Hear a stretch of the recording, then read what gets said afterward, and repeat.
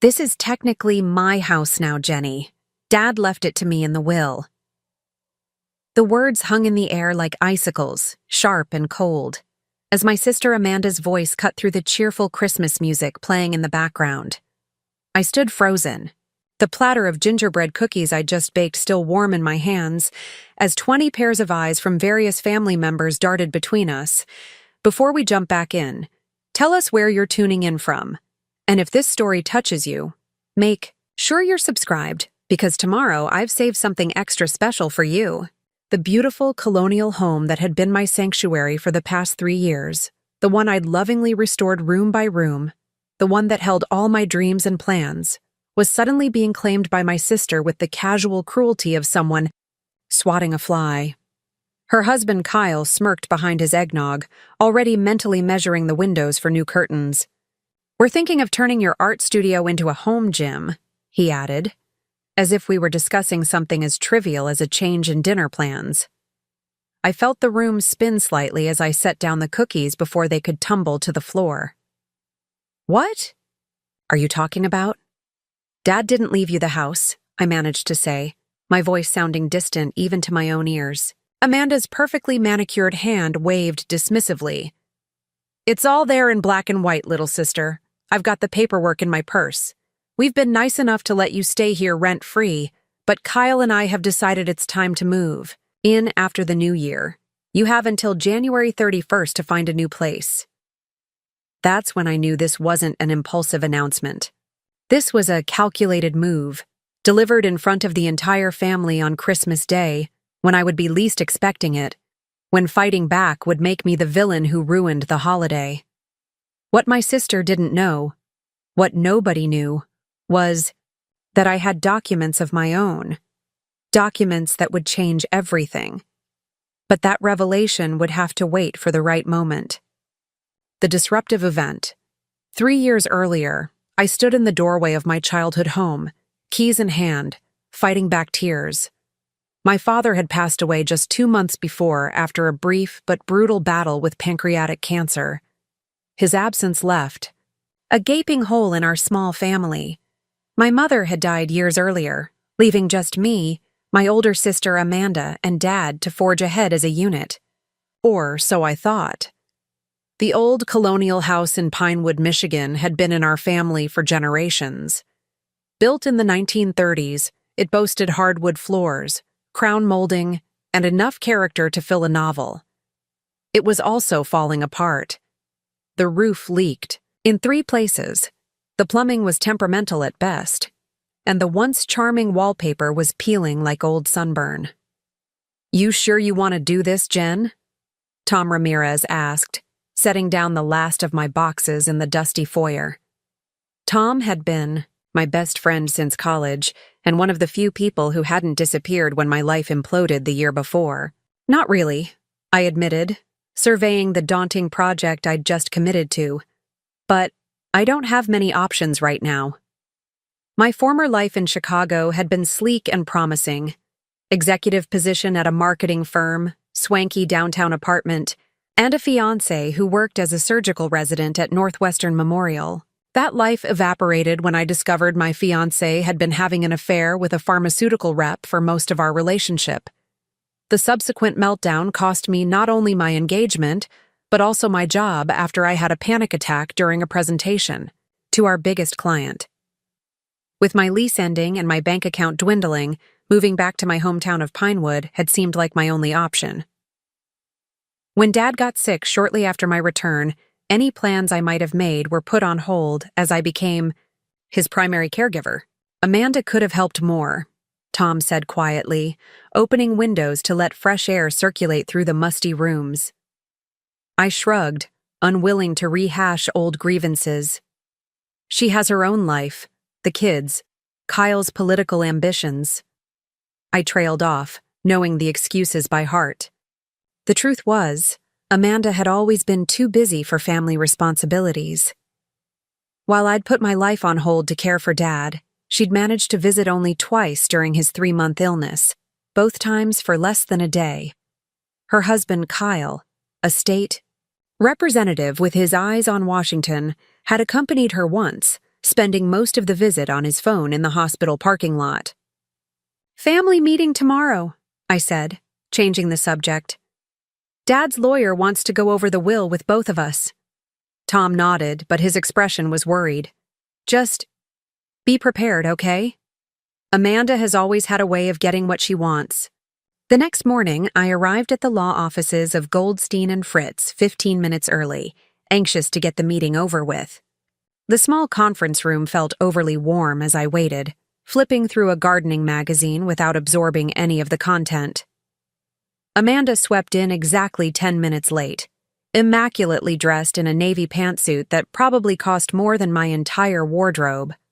She air-kissed my cheek, leaving behind the scent of expensive perfume. "Jenny, you look tired. Have you tried that serum I sent you for the circles under your eyes?" Before I could respond, Mr. Goldstein entered with a leather portfolio. After expressing appropriate condolences, he cleared his throat and began outlining the contents of Dad's will. "The estate is relatively straightforward," he explained. "The house at 247 Maple Street is to remain in the family, with Jennifer to have lifetime residence rights. There is a life insurance policy to be divided equally between both daughters, and various personal effects as outlined in this document." I felt a small wave of relief. The house was staying in the family, and I could continue to live there. It wasn't ownership exactly, but it was security, something I desperately needed. Amanda's perfectly plucked eyebrows drew together. "What exactly does lifetime residence rights mean? Who actually owns the property?" Mr. Goldstein adjusted his glasses. "The property remains in the Cooper family trust. Jennifer has the right to live there for as long as she wishes. Should she choose to vacate the property, ownership would transfer to both daughters equally." Amanda's smile didn't reach her eyes. "I see. And the mortgage? There is still a mortgage, correct?" "Yes," the lawyer confirmed. "Approximately $137,000 remaining." "And who's responsible for that?" Amanda pressed. "The mortgage payments would be the responsibility of the resident. In this case, Jennifer." I felt my stomach drop. Dad had refinanced the house to pay for Mom's medical bills years ago. The monthly payment wasn't huge, but on my currently non-existent income, it might as well have been millions. Amanda's smile widened slightly. "Well, that settles things nicely," she said, gathering her designer purse. "Jenny, do keep us updated on how you're managing. I'm sure it must be difficult with your employment situation." After the meeting, I sat in my car in the parking lot, trying to process what had just happened. I had a house I couldn't afford. I had no job. I had a sister who clearly expected me to fail.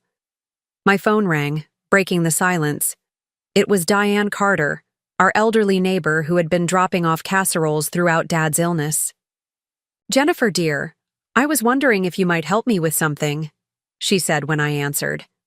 "The Historical Society is looking for someone to catalog some local artifacts. Just part-time. I thought of you, with your organizational skills." It wasn't marketing in Chicago, but it was something. "That sounds perfect, Mrs. Carter. When can I start?" "Tomorrow morning? And please, call me Diane. We're neighbors now." That evening, I wandered through the empty house, trying to imagine how I could possibly make this work. The mortgage payment loomed large in my mind, along with the countless repairs needed. In the kitchen, water stains marked the ceiling from the upstairs bathroom leak. The ancient furnace made ominous clanking sounds. I climbed the creaking stairs to what had once been my childhood bedroom. Sitting on the window seat, I looked out at the large oak tree in the backyard. The one with the treehouse Dad had built us when I was 8, and Amanda was 12. Even then, she had claimed the larger room in the plywood structure, relegating me to the smaller section. Some things never changed. My phone pinged with a text from Amanda. "Kyle and I might be interested in buying you out of the house when you realize you can't handle it. Just say the word." I turned off my phone without responding and curled up on the window seat, too exhausted to even make up the bed. As sleep finally claimed me, I made a silent promise to myself and to the memory of my father. I wouldn't give up this house without a fight. The job at the Historical Society was a godsend, even if the pay was minimal. My days were spent organizing dusty photographs, cataloging donated items, and transcribing oral histories from Pinewood's oldest residents. The quiet, methodical work suited my battered spirit, giving me space to heal while still providing enough structure to get me out of bed each morning. Diane, who served as the Society's board president, became my unofficial guide to life in Pinewood as an adult, rather than as a child or a caretaker. "You've lived here all your life, but you've never really seen it," she observed one day as we sorted through photographs from the 1960s. "You were always in such a hurry to leave." She wasn't wrong. I'd spent my high school years counting the days until I could escape to college, then visited only on holidays and for the occasional weekend. Now, through the Historical Society's archives, I was seeing my hometown through new eyes. I learned about the former factory that had employed half the town during the war years, the flood of 1952 that had nearly washed away the downtown area, and the visiting president who had once spent the night at what was now the bed and breakfast on Elm Street. "Did you know your house was part of the Underground Railroad?" Diane asked one afternoon, showing me a yellowed map. "That odd little storage space off the pantry, it used to be a hiding place." I hadn't known. In fact, I realized I knew very little about the house that had been in my family for generations. That evening, I explored the cramped space behind the pantry with new appreciation, running my hands along the rough wooden walls and imagining the courage of both those who had sought shelter there and those who had provided it. As weeks passed, I settled into a routine. Mornings at the Historical Society, afternoons working on the house, patching, painting, fixing what I could, and learning to live with what I couldn't. Tom drove down from Grand Rapids some weekends to help with bigger projects, and occasionally other friends from high school who had remained in Pinewood stopped by with tools or advice. The house began to transform under my attention, and so did I. The panic attacks that had plagued me in Chicago subsided. The constant knot in my stomach loosened. I started sleeping through the night again. The mortgage payments remained a challenge. My salary from the Historical Society covered utilities and groceries, but little else. I took on freelance marketing work when I could find it, writing copy for local businesses' websites and creating social media strategies for shops in the nearby outlet mall. Each month, I managed to scrape together just enough to make the mortgage payment, sometimes selling items I no longer needed on online marketplaces or picking up odd jobs. Each check I wrote felt like a small victory. Another month, the house remained mine. Amanda called occasionally, always managing to work the house into the conversation. "Just checking to see how you're managing that big old place," she'd say, her voice dripping with false concern. "Kyle and I were talking about what a burden it must be for you." Preparing and narrating this story took us a lot of time, so if you are enjoying it, subscribe to our channel. It means a lot to us. Now back to the story. I kept my responses vague and upbeat, unwilling to give her the satisfaction of knowing how close to the financial edge I often came. What I didn't tell her was how the house had become more than just shelter. It had become my purpose. Each repaired floorboard and freshly painted wall represented my slow journey back to myself. 6 months after moving in, I converted the small sunroom at the back of the house into an art studio. I hadn't painted seriously since college, but the light-filled space seemed to demand creative use. Soon, canvases began to accumulate. Landscapes of the nearby lake, still lifes of objects found in the attic, portraits of neighbors who were becoming friends. Diane suggested I display some pieces at the Historical Society's annual summer fundraiser. To my surprise, 3 paintings sold. Then a local coffee shop asked to display my work, and more sales followed. Nothing that would make me rich, but enough to start a small emergency fund for house repairs. Just before Christmas that first year, a pipe burst in the upstairs bathroom, sending water cascading through the kitchen ceiling. The emergency plumber's bill wiped out my savings and then some. Desperate, I swallowed my pride and called Amanda. "I hate to ask, but I'm in a bit of a bind," I explained after exchanging pleasantries.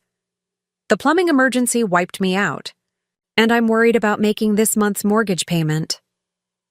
The silence on the other end stretched uncomfortably long before Amanda spoke. "Well, this is exactly what Kyle and I were concerned about. You've taken on more than you can handle with that house." "It's just a temporary setback," I assured her. "I've got 2 commissions coming in next month and—" "Jenny," she interrupted, "be realistic. You're barely making ends meet with your little hobby paintings and that volunteer job." "It's not volunteer. I get paid," I corrected. "Barely," she countered. "Look, Kyle and I are prepared to make you an offer. We'll buy out. Your interest in the house, you can use the money to get a fresh start somewhere more manageable for your situation." The condescension in her voice made my teeth clench. "I'm not selling my interest in the house, Amanda. I just need a loan to get through this month. I'll pay you back." Another long pause. "How much?" "1,500, I said, hating every syllable. "I'll transfer it to your account," she said finally. "But Jenny, you need to think about the future. This isn't sustainable." The money appeared in my account the next day, along with a text message. "This is a loan, not a gift. We'll discuss repayment terms after the holidays." I made the mortgage payment on time, but Amanda's words echoed in my head. Was I being unrealistic? Was I clinging to the house out of sentiment, unable to face the fact that I couldn't afford it? That night, I sat at my father's old desk in the study, reviewing my finances for the 100th time. The desk had always intimidated me as a child, a massive oak piece with dozens of small drawers and compartments. Dad had kept it meticulously organized, each space dedicated to specific documents or tools. Absent-mindedly, I ran my fingers along the edge of the desk, feeling a slight gap in the wood. Curious, I pressed harder, and to my surprise, a small, hidden drawer popped open. Inside was a sealed envelope with my name written in my father's distinctive handwriting. With trembling fingers, I broke the seal and unfolded the letter inside. "My dear Jennifer, if you're reading this, it means you've found my hiding spot, the one I showed you when you were 10, and you needed a place to keep your diary safe from your sister's prying eyes. I always knew you'd remember when the time was right. There are things I couldn't say in my will, legal complications that Mr. Goldstein advised against putting in writing officially. But you deserve to know the full truth about the house and my wishes for it. The mortgage that remains on the house isn't actually a traditional bank mortgage. When I needed to raise funds for your mother's care, my old friend Jack Monroe privately loaned me the money using the house as collateral. We structured it like a conventional mortgage for tax purposes, but the arrangement was always between friends. Before my diagnosis, Jack and I had discussed transferring the loan to you when the time came, with very favorable terms. After I became ill, we accelerated those plans. The enclosed document is the transfer of the loan to your name, with a significant reduction in the principal as Jack's wedding gift to you. He always had a soft spot for you since you helped his daughter through that rough patch in high school. What this means, Jen, is that you essentially control the fate of the house. If Amanda tries to force a sale or take advantage, remember that the lien holder has significant power. Jack has signed everything over to you to handle as you see fit. I know this puts you in a difficult position with your sister, which is why I've kept it between us. Amanda has always had her eye on the larger prize, while you've valued the things that truly matter. The house belongs with you. The one who came home, the one who stayed, the one who cared for not just me but the legacy our family built. Use this knowledge wisely and fairly. And remember that I am proud of you, not for what you own, but for who you are. All my love, Dad enclosed with the letter was a legal document transferring the mortgage loan to my name, effectively making me both the resident of the house and the holder of the lien against it. The principal amount had been reduced by nearly half, making the monthly payments much more manageable with my growing art income. I sat back in the chair, stunned. Dad had given me not just a place to live, but a position of strength. I could never be forced out as long as I held the mortgage note. For a long moment, I considered calling Amanda to explain the situation, but something held me back. The memory of her dismissive tone, her assumption that I would fail, her eagerness to claim the house for herself. All of it suggested that sharing this information now would only lead to more conflict. Instead, I carefully refolded the letter and documents and placed them in a fireproof lockbox. This was information I would keep to myself, at least until I needed it. Until then, I would continue making the mortgage payments to myself, building up savings while maintaining the appearance of financial struggle when Amanda inquired. It wasn't entirely honest, but it gave me time. Time to strengthen my position, time to build my art business, time to fully claim my place in the house and in Pinewood, time to become someone who couldn't be easily dismissed or manipulated. As snow began to fall outside the study window, I made a decision. I would give myself 2 more years. 2 years to establish myself as an artist, to complete the major renovations on the house, to become financially secure enough that when the truth eventually came out, I would be speaking from a position of success rather than desperation. Amanda could wait. The house, my house, and I had all the time in the world. Part 2. The unfamiliar environment. The morning after discovering my father's letter, I woke up with a strange mixture of emotions swirling through me. Relief that I wasn't as financially vulnerable as I'd believed, anger at the deception that had been necessary, and an odd sense of responsibility that weighed heavier than the mortgage ever had. Dad had trusted me with this information, with the future of our family home. The question now was what to do with that trust. I made coffee. In the kitchen, watching snow accumulate on the back porch. 2 more years, I had promised myself.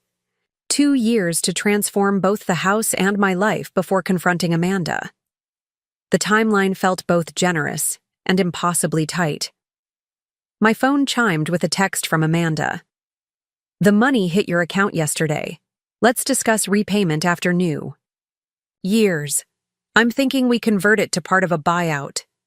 I set the phone down without responding. Her persistence in trying to claim the house only strengthened my resolve to protect it. Later that day at the Historical Society, Diane noticed my distraction as I mislabeled 3 consecutive photographs.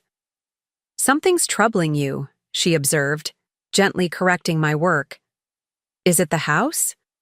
I hesitated, uncertain how much to share. "I found out some new information about my father's wishes. It's complicated." Diane's weathered hands stilled on the photo she was holding. "Families often are, especially when it comes to inheritance. Your sister's still pressuring you about the house?" I nodded, surprised by her perception. "Some people see property as nothing but dollar signs," she said. "Others understand that a house can be a connection to the past and a foundation for the future. It's about more than boards and nails." "That's exactly it," I agreed. "Amanda sees the market. Value, I see. Home." Diane smiled knowingly. "Harold, your father, understood that difference between you two. It's why he always spoke about you taking over the house someday, even years ago." This was news to me.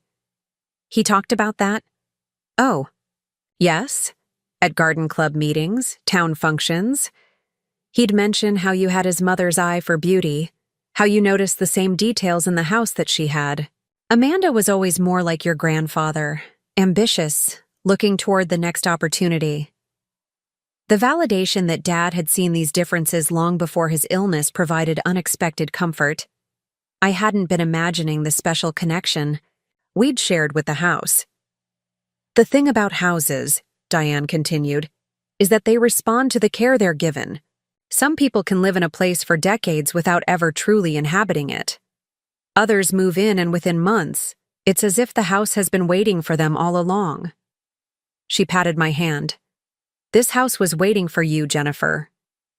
That evening, I stood in the center of the living room, seeing it with fresh eyes. Dad had maintained the house, but he'd never been one for decorating or updates. The room retained much of the same furniture and color scheme from my childhood. It was comfortable but dated, familiar but not quite mine. If I was committing to this house, to this life, I needed to make it truly reflect who I was now, not who I had been or who my parents had been.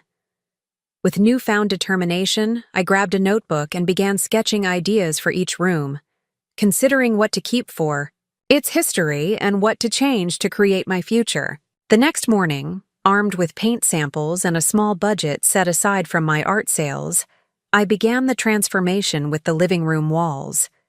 The faded beige that had been there since the 1990s gave way to a soft sage green that brought out the details in the original crown molding.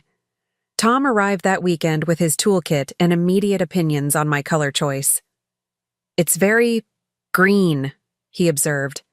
"It's called Meadow Breath," I informed him, rolling another stripe up the wall. "Of course it is," he laughed, but picked up a roller to help. "So, what brought on this sudden renovation fever?" I hesitated, not ready to share my father's letter even with Tom. "Just time for a change. If I'm staying, I want it to feel like my house, not my parents' house." As Tom departed, Diane organized the remaining neighbors into a system for ensuring the vulnerable residents of our street were safe and warm. Mrs. Abernathy from 2 doors down, who had a gas stove, offered her kitchen for anyone who needed hot food. Mr. Patel, whose daughter had installed a generator the previous year, opened his basement as a charging station for phones and medical devices. I found myself designated as a check-in point for several elderly neighbors, given the central location of my house and the newly rediscovered fireplace, which was soon radiating welcome heat throughout the first floor. That evening, as darkness fell early over the frozen landscape, my living room filled with neighbors seeking warmth and company. Someone brought a guitar, someone else produced a flask of brandy to supplement Diane's Irish coffee, and impromptu fireside stories emerged as naturally as if we'd planned the gathering for weeks. I looked around the room, lit only by firelight and a few battery lanterns, and felt a strange sense of rightness. These people, some I had known since childhood, others I had only met since returning, were sharing my space, creating a momentary community within these old walls. Mrs. Abernathy, perched on the edge of my sofa, patted my hand. "Your father would love seeing the house like this," she said softly, full of life again. Later, as the gathering dispersed to various sleeping arrangements, some returning to homes with alternative heat sources, others accepting beds offered by those more fortunate, Diane remained, insisting the trek across the icy street was too dangerous in the dark. We sat by the dwindling fire, wrapped in quilts I'd found in the linen closet. "Thank you," I said, watching the flames cast dancing shadows on the newly painted walls. "I wouldn't have known what to do today without your help." Diane smiled, the firelight softening the lines of her face. "That's what neighbors do. Something your generation often forgets. We're meant to rely on each other." "I'm not sure I've ever really had that," I admitted. "Even growing up here, we kept to ourselves mostly. Dad was private, and after Mom died, we became even more isolated. In Chicago, I barely knew my neighbors' names. Well, now you know, not just names, but who makes the best sourdough bread, who can fix a generator, and who to avoid if you don't want to hear the same fishing story 3 times in one evening." She chuckled. "That's real wealth, Jennifer." The power remained out for 4 days. During that time, my house became an unofficial community center, a place for neighbors to warm up, charge essential devices using a small generator Tom delivered. On his return from Grand Rapids, and exchange information about road clearings and power restoration efforts. I learned more about Pinewood and its residents in those 4 days than I had in months of working at the Historical Society. I discovered that Mr. Patel had been a renowned oncologist before retiring, that Mrs. Abernathy had once danced with the Boston Ballet, that the quiet man who plowed everyone's driveways after snowstorms had lost his wife and daughter in a car accident 10 years earlier. These weren't just names and faces anymore. They were stories intertwined with my own. People whose lives had intersected with my family's for generations. People who had known my father, my mother, even my grandparents. People who now knew me, not as Harold Cooper's younger daughter who'd fled to Chicago, but as Jennifer, the artist who'd returned home and opened her doors when they needed shelter. When the power finally came back on, illuminating the house with harsh electric light after days of candles and firelight, I felt an odd sense of loss amid the relief. The return to normal meant the dissolution of our temporary fireside community, the end of an unexpected but precious interlude. As the last of my impromptu guests departed, Diane lingered at the door. "Don't be a stranger," she said, echoing a phrase my mother had often used. "That fireplace should stay uncovered." I nodded, understanding she meant more than just the physical fireplace. It will. The following day, my phone service restored. I received a voicemail from Michelle at the gallery. "Your work arrived safely, and we've already had interest from several collectors who saw us unpacking. The show opens next weekend. We'd love to have you attend the reception." Within the same hour, I received a text from Amanda. "Tried calling all week during the ice storm. Were you ignoring me? Kyle and I are coming to town next weekend to resolve this house situation once and for all." I looked between the two messages, so perfectly opposed in their energy and intent. The gallery invitation represented possibility, growth, connection. Amanda's demand symbolized the past, obligation, constraint. For a moment, I considered trying to reschedule one or the other. Then I realized it was time to stop contorting my life to avoid conflict with my sister. I had a professional obligation and opportunity at the gallery. Amanda would have to work around my schedule, not the other way around. I responded to Michelle with an enthusiastic acceptance of the invitation, then sent Amanda a brief message. "I'll be in Grand Rapids Saturday for a gallery opening where my work is being featured. Happy to meet Sunday afternoon if you're still in town." Her reply was immediate and frosty. "This is more important than your hobby, Jennifer. We're talking about significant financial decisions."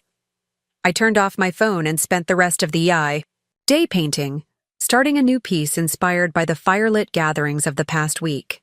By evening, I had created a canvas filled with warm light and indistinct figures, more impression than representation, capturing the feeling of community rather than its literal appearance. Looking at it, I realized how much my artistic voice had evolved since returning to Pinewood. In Chicago, I had painted what I thought would please others.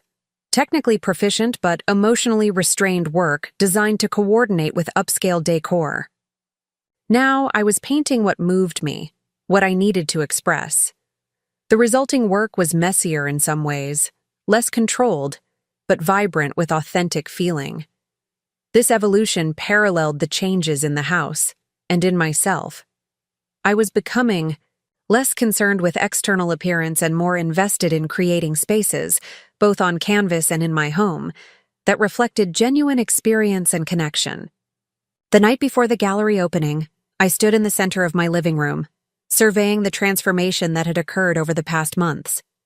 The sage green walls highlighted the original woodwork. Family photographs shared space with vibrant, local art I'd purchased or traded for. The furniture, rearranged for conversation rather than television viewing, still showed its age, but had been refreshed with new pillows and throws I'd found at the local thrift store. Most significantly, the fireplace now stood as the room's focal point, framed by simple floating shelves displaying meaningful objects, a piece of driftwood from the lake where Dad had taught me to swim, a small clay sculpture I'd made in high school, a framed first dollar from my earliest art sale. It wasn't perfectly coordinated or magazine-worthy, but it was authentically mine, a reflection of both where I'd come from and who I was becoming. For the first time since returning to Pinewood, I felt not that I was living in my father's house, but that I was creating my own home. The gallery opening exceeded all my expectations. Michelle had given my work prominent placement, and the attendance was substantial despite the lingering effects of the ice storm. I wore a simple black dress I'd found in a vintage shop in downtown Pinewood, paired with my mother's pearl earrings, a combination that felt like a bridge between my past and present. "There's genuine emotional depth in these interiors," one gallery visitor commented, studying my painting of the third-floor dormer room. "They feel inhabited, even without showing people." "That's exactly what I'm trying to capture," I explained, surprised and pleased by his perception. The way spaces hold our experiences, reflect our lives. By the end of the evening, red sold dots marked 8 of my 15 paintings, including the most expensive piece, a large canvas depicting the living room transformation, showing both what had been and what was emerging in a complex layering of perspective. Michelle pulled me aside as the crowd thinned. "We've had an incredible response to your work, Jennifer. I'd like to discuss representing you on an ongoing basis. These architectural interiors have struck a chord. There's something universal in the way you're depicting personal space." I stammered my thanks, overwhelmed by the validation and the possibilities it represented. The sales from tonight alone would cover several months of expenses, giving me breathing room to create more work without financial pressure. Ongoing representation could mean sustainable income from my art, something I'd dreamed of, but never seriously expected. As I drove back to Pinewood late that night, my mind whirled with possibilities. The success at the gallery had done more than validate my artistic direction. It had expanded my sense of what might be possible for my future. I wasn't just surviving in Pinewood anymore. I was building something meaningful, something that connected my talent with others who found value in it. The house awaited me, dark except for the porch light I'd left on. As I unlocked the door, I was struck by how differently I felt returning here than I had when I'd first moved back. Then, the house had represented fallback, failure, last resort. Now it felt like foundation, inspiration, possibility. Tomorrow would bring Amanda and her demands. But tonight, I allowed myself to simply savor the feeling of returning home after a personal triumph. The house seemed to welcome me, creaking familiarly as I moved through darkened rooms to my bedroom. Just before falling asleep, I received a text from Tom, who had attended the opening with his new girlfriend. "Proud of you, Jen. You're not just finding your way, you're making your way, and it's beautiful to watch." Morning came too quickly, sunshine streaming through windows I'd forgotten to close the curtains on. I allowed myself a leisurely breakfast, reliving moments from the gallery opening and planning which rooms to paint next for my continuing series. The doorbell rang at precisely noon. Amanda had always been punctual when it suited her agenda.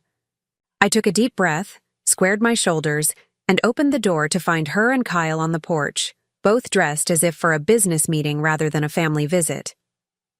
"Jennifer?" Amanda nodded coolly, stepping past me into the foyer without waiting for an invitation. "We have a lot to discuss." Kyle followed, his eyes scanning the renovated spaces with calculating assessment. "You've made some interesting choices with the decor," he commented. The slight pause making it clear interesting wasn't a compliment. "Would you like coffee?" I offered, determined to maintain composure. "This isn't a social call," Amanda replied, removing her designer coat and draping it over the stair railing. "We need to discuss your repayment plan and the future of the house."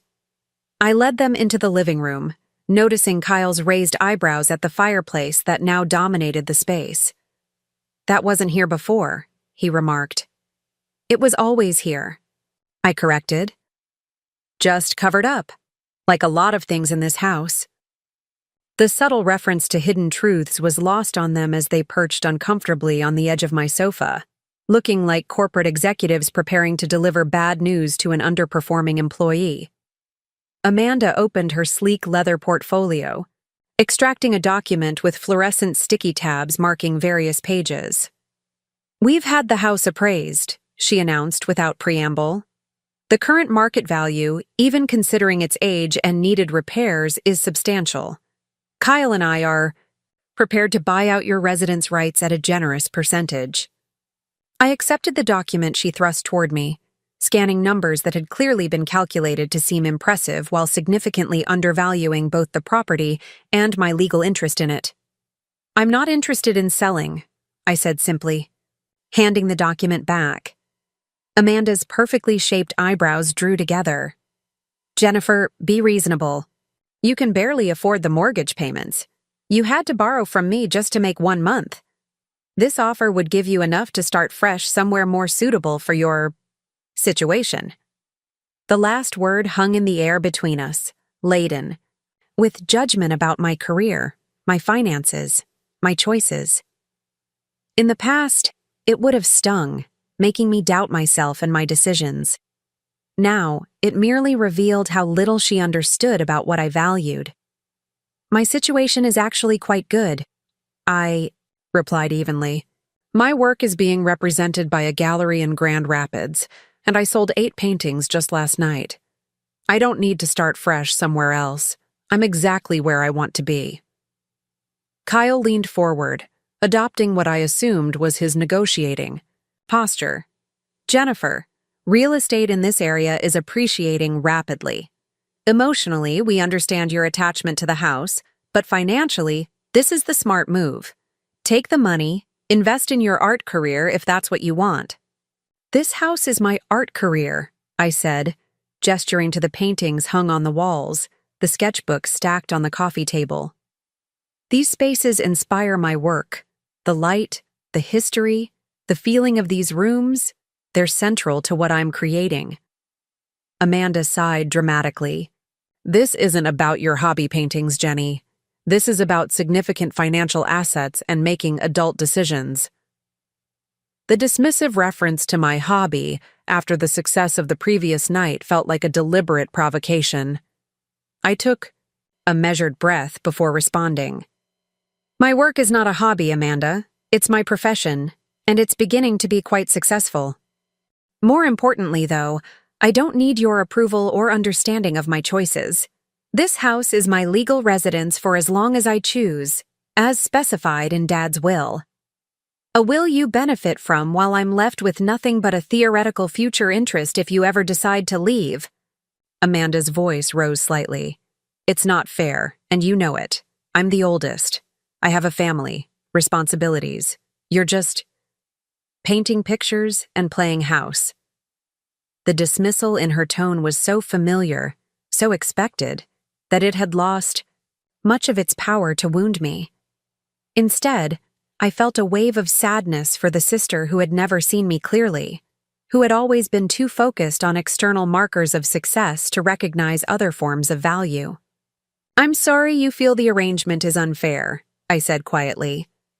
"But it was Dad's decision, not mine." Kyle, ever the politician, sensed the conversation veering toward unproductive emotional territory. "Let's focus on the practical matters at hand," he suggested smoothly. "The loan from Amanda needs to be repaid, and the ongoing mortgage payments remain a concern. We've prepared several options for resolving these issues." He extracted another document from Amanda's portfolio, and I recognized the moment had arrived, the confrontation I'd been postponing for months. My heart raced, but a strange calm settled over me simultaneously. This was my house, my truth. It was time to claim both. "Before we continue," I said, rising from my chair, "there's something you should know about the mortgage." Part 3. The growth process.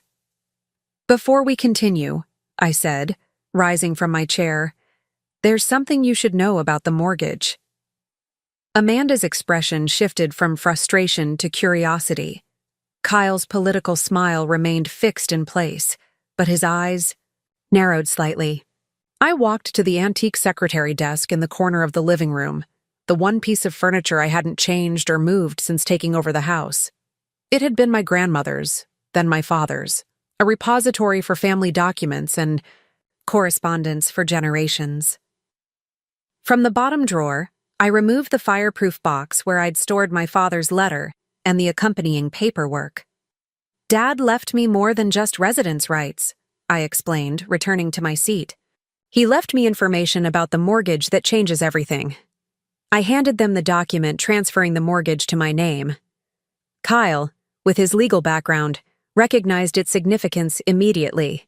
His smile disappeared as he scanned the contents, while Amanda leaned over his shoulder, her confusion evident.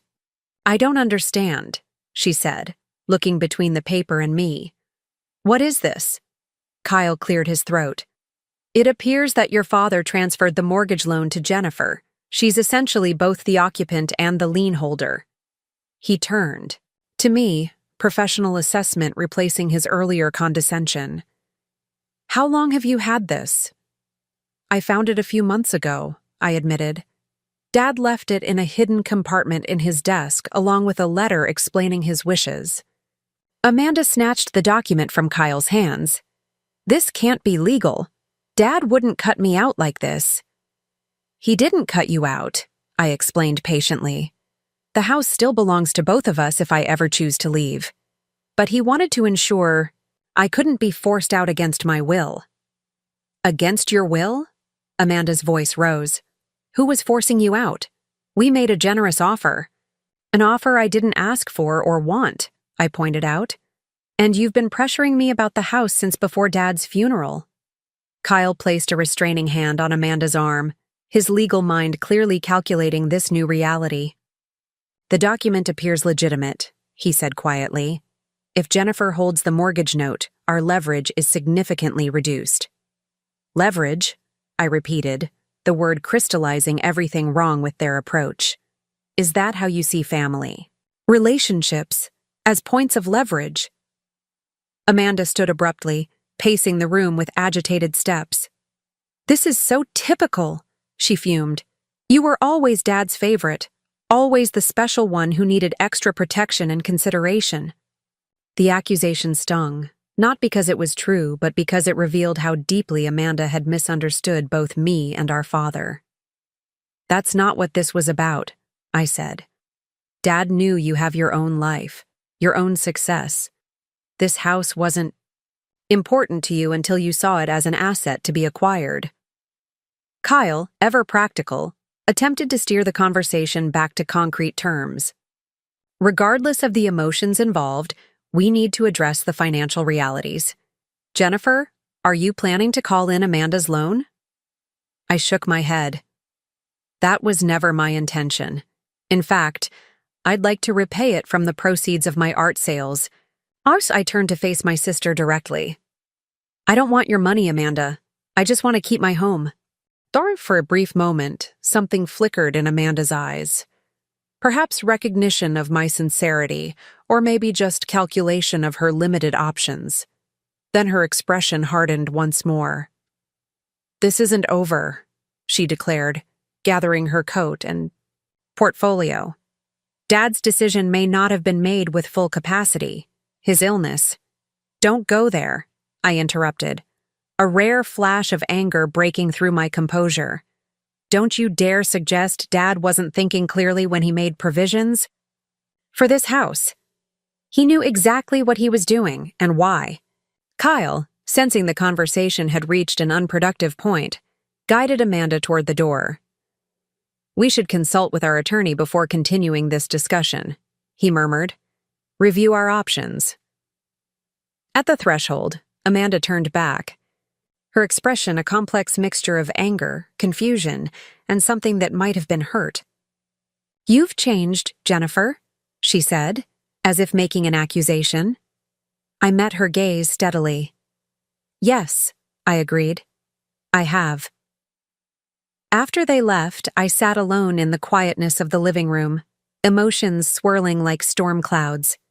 The confrontation had gone differently than I'd imagined during those months of preparation.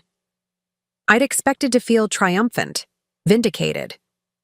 Instead, I felt a complicated sadness for the relationship with my sister that seemed more damaged than ever. The phone rang, breaking my reverie. It was Michelle from the gallery.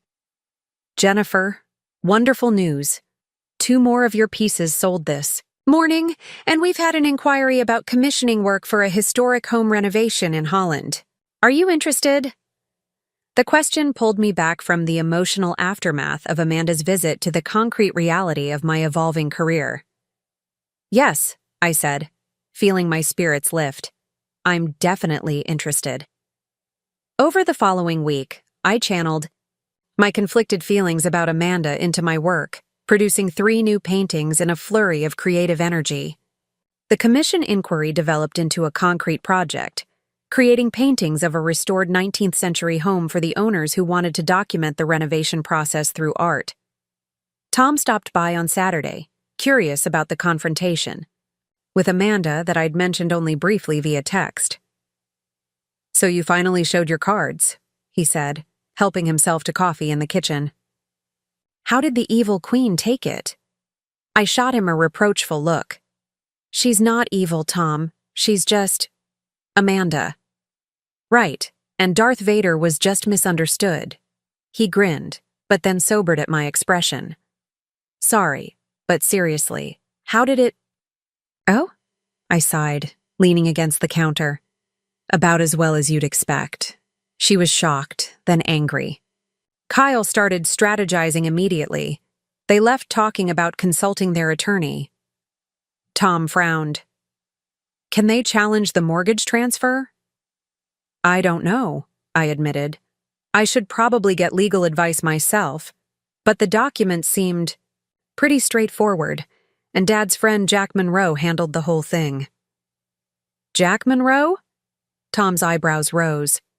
"The Jack Monroe who runs like half the real estate developments in the county? That's who held your dad's mortgage?" I nodded, realizing I'd never made the connection.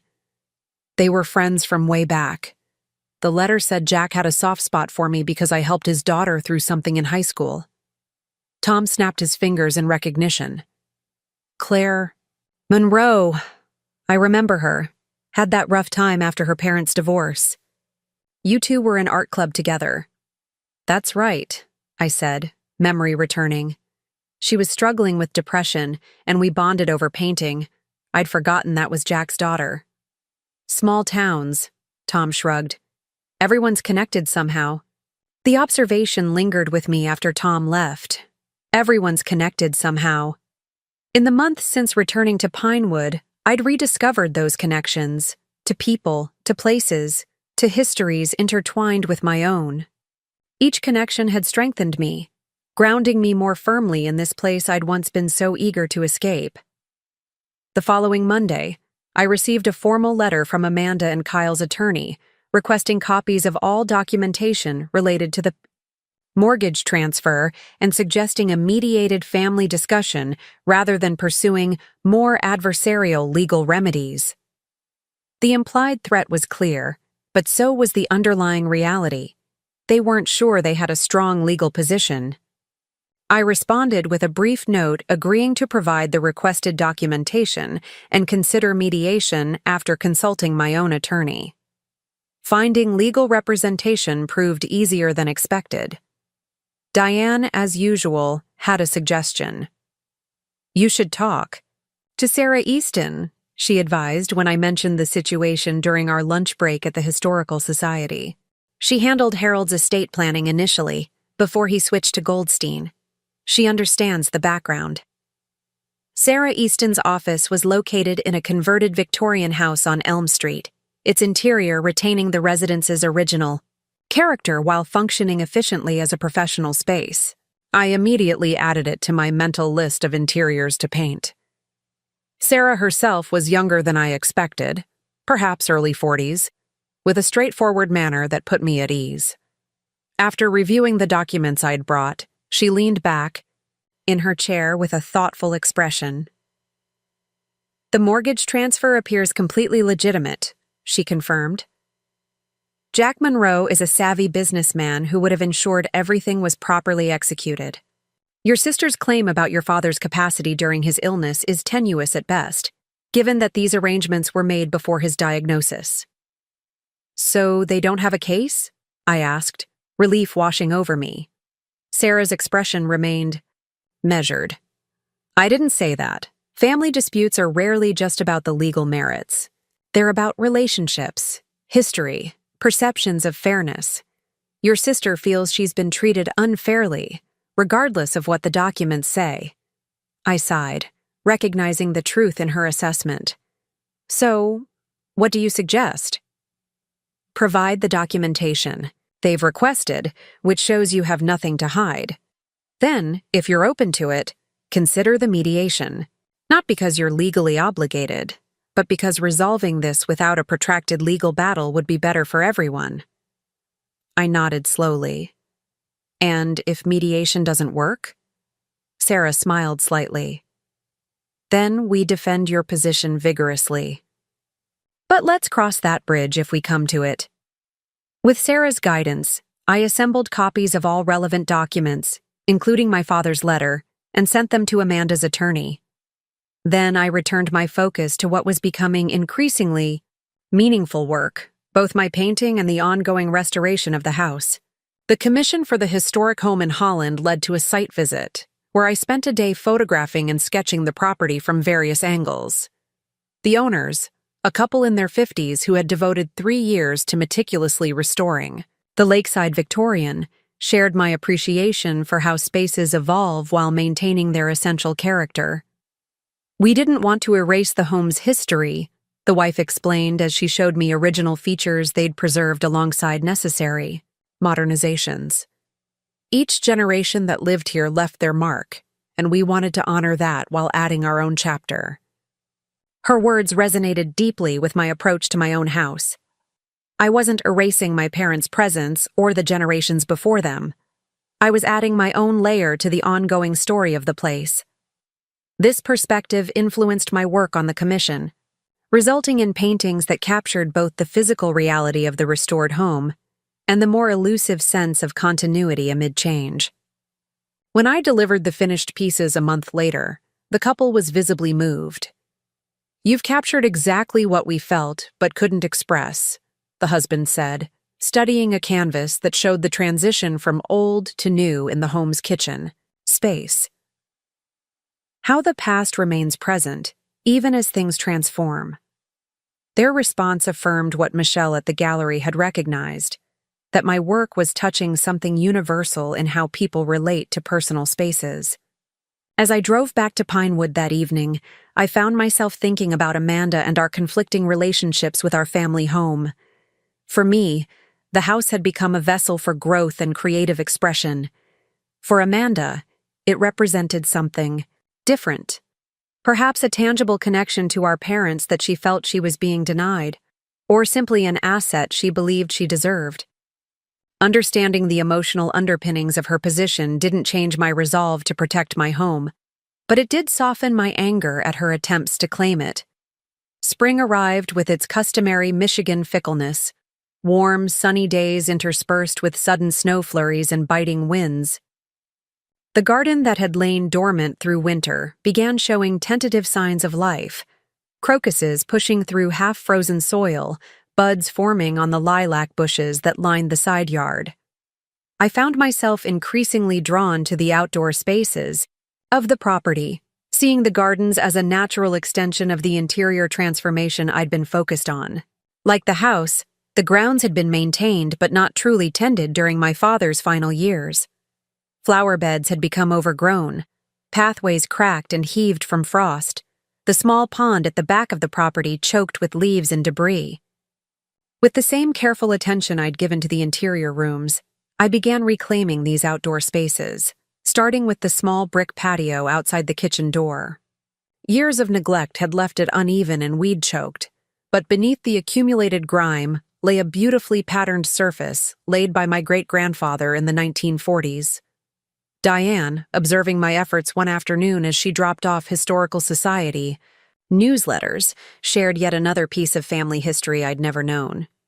"Your great-grandmother designed that pattern," she noted, watching me scrub decades of dirt from the bricks.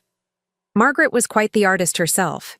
She sketched the design and had your great-grandfather execute it exactly to her specifications. It caused quite a row between them, from what my mother told me." I sat back on my heels, studying the geometric pattern with newfound appreciation. I had no idea. Dad never mentioned it. "Harold wouldn't have known," Diane said. "That generation didn't talk much about family squabbles or women's contributions. But my mother and yours used to discuss it when they were in garden club together. Your mother always said she felt Margaret's artistic spirit in this garden. The revelation that my creative leanings might have deeper roots than I'd realized, not just from my father's aesthetic appreciation, but from a great-grandmother who had imposed her artistic vision on her physical surroundings, felt like discovering a missing puzzle piece in my understanding of myself. With renewed enthusiasm, I expanded my restoration efforts to the entire yard, uncovering other touches that now seemed clearly attributable to Margaret's influence. The unusual curved pathway leading to what had once been a rose garden, the strategic placement of flowering shrubs to create what gardeners call rooms within the landscape. As I worked, I found myself imagining this woman I'd never met, imposing her artistic vision on her surroundings just as I was doing, separated by generations, but connected by similar impulses. In my mind, she became a kind of spiritual mentor, guiding my choices as I restored what she had created and adding my own contributions to her foundation. My outdoor efforts attracted attention from neighbors, who began stopping by with plant divisions from their own gardens, advice about local growing conditions, and occasionally physical help with the heavier tasks. Mr. Patel, whose immaculate garden I had admired from afar, appeared one Saturday morning with several heirloom vegetable seedlings and proceeded to demonstrate the proper way to prepare soil for tomatoes. "The secret is eggshells," he confided, crushing them into the dirt with practiced hands. "Calcium prevents blossom end rot." These casual interactions gradually wove me more deeply into the community fabric. I was no longer just Harold Cooper's daughter who had returned after fleeing to Chicago, no longer merely the artist who lived in the old Cooper place. I was becoming Jennifer in my own right, a neighbor who shared surplus zucchini, who helped with the Historical Society's spring fundraiser, who painted local scenes that captured familiar places in new ways. In late April, Michelle called with news that a regional arts publication wanted to feature my work in an article about emerging Michigan artists. "They're particularly interested in how your architectural interiors and garden paintings reflect themes of renewal and transformation," she explained. "They'd like to interview you and photograph both your work and your own renovated spaces, since they've become so central to your artistic practice." The opportunity was flattering, but also somewhat intimidating. The house and gardens, while significantly improved, were still works in progress. More concerning was the prospect of publicly revealing aspects of my personal journey that remained tender and private. Tom, as usual, cut through my hesitation with his trademark bluntness when I called to discuss my concerns. "Let me get this straight," he said. "You're worried about being featured in a magazine that could boost your career and validate everything you've been working toward? Jen, sometimes I wonder about your self-preservation instincts." "It's not that simple," I protested. "The house isn't finished, my work is still evolving, and they want personal background for context. It feels exposing." "That's kind of the point of profiles," he observed dryly. "Look, you don't have to tell them everything, but your story is compelling. Coming home, rediscovering yourself through renovating this place, finding artistic success in the process. That's the kind of narrative people connect with." He was right, of course. After sleeping on the decision, I called Michelle back and agreed to the interview, setting a date 3 weeks out to give me time to complete a few more pressing projects around the house. The following day, a less welcome communication arrived, a formal invitation to the mediation session Amanda's attorney had proposed. The suggested date was just 2 days before my scheduled interview and photo shoot. I called Sarah Easton for advice, wondering if I should try to reschedule one or the other. Keep both appointments, she recommended after considering the situation. The timing might actually work in your favor. Going into mediation with a pending profile about your work and its connection to the house reinforces your legitimate attachment to the property. It's not just about financial interest, it's about your professional identity. Sarah's strategic thinking made sense, but it meant I would be facing an emotionally challenging confrontation with my sister immediately before opening my home and work to public scrutiny. The prospect left me feeling vulnerable on multiple fronts. That evening, seeking perspective, I visited the property's small family cemetery plot, a tradition dating back to when the original farmhouse had been built in the 1870s. Located in a quiet corner behind a stand of ancient maple trees, the modest plot contained the graves of 4 generations of Coopers, including my parents. I hadn't visited often since the funeral, finding the tangible reminder of loss too painful in those early months. Now, with spring softening the landscape and new challenges looming, I felt drawn to this physical connection to my family's history. Sitting on a stone bench beside my parents' graves, I spoke aloud as if they could hear me, sharing my concerns about the upcoming mediation and the magazine feature, my progress with the house, my evolving artistic identity. The one-sided conversation felt both foolish and comforting, a way of processing my thoughts while maintaining a connection to those who had shaped me. "I wish you could see what I'm doing with the place," I said, addressing my father's headstone. "I think you'd approve of most of it, though maybe not the purple door." The door in question, the kitchen entrance that opened onto the newly restored patio, had been an impulse decision, a vibrant aubergine that complemented the brick pattern while making a distinctly contemporary statement. Every time I approached the house from the garden, the unexpected color gave me a small jolt of pleasure, a reminder that tradition and innovation could coexist harmoniously. As I rose to leave, a strange certainty settled over me, that I was exactly where I needed to be, doing exactly what I was meant to do. Whatever challenges the coming weeks might bring, I would face them from a position of authentic purpose rather than defensive reaction. This clarity carried me through the final preparations for both the mediation and the interview. I completed the kitchen renovation that had been half-finished for months, finally replacing the dated countertops with butcher block surfaces that honored the home's age, while improving its functionality. I framed several new paintings for the magazine photo shoot, selecting pieces that best represented my artistic evolution. The day before the mediation, I received an unexpected visitor.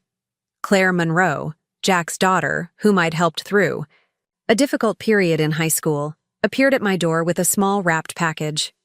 "Dad mentioned he'd transferred the mortgage to you," she explained after initial greetings and catching up. "He also heard through the local grapevine that there might be some family dispute about it. He wanted you to have this." The package contained a folder of additional documentation, copies of the original loan agreement between Jack and my father, subsequent modifications they'd made, and a personal letter from Jack confirming that the transfer had been my father's explicit wish, conceived well before his illness. "Dad doesn't like to get involved in family disputes," Claire explained, "but he wanted to make sure you had everything you might need if questions arose about his arrangement with your father." Her thoughtfulness, and Jack's, left me momentarily speechless.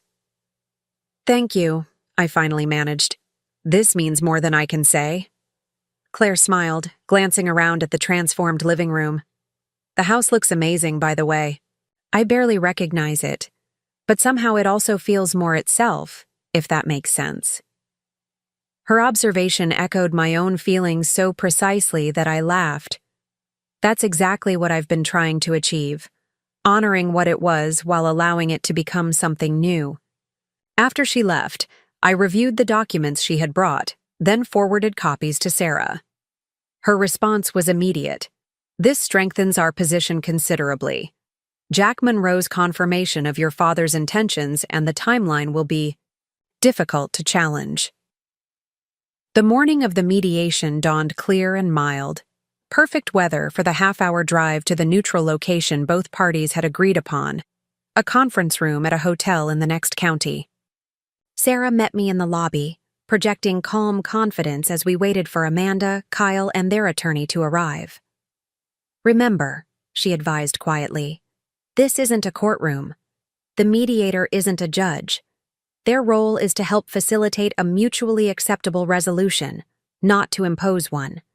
Stay focused on what matters to you, and don't get derailed by emotional provocations." I nodded, grateful for her steadying presence. Despite my preparation and growing confidence, facing Amanda in this formal context remained daunting.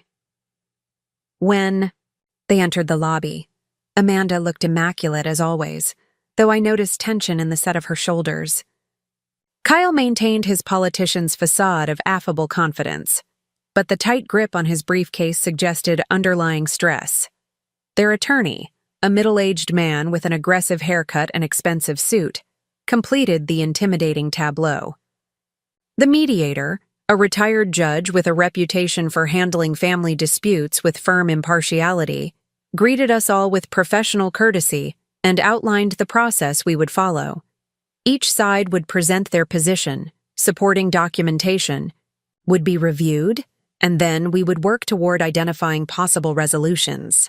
Amanda's attorney spoke first, presenting a narrative that characterized my father's decisions as unfair to his older daughter and potentially influenced by his illness, despite the timeline established by the documentation. He emphasized Amanda's long-term financial contributions to family expenses and portrayed me as having taken advantage of my position as the child who had returned home.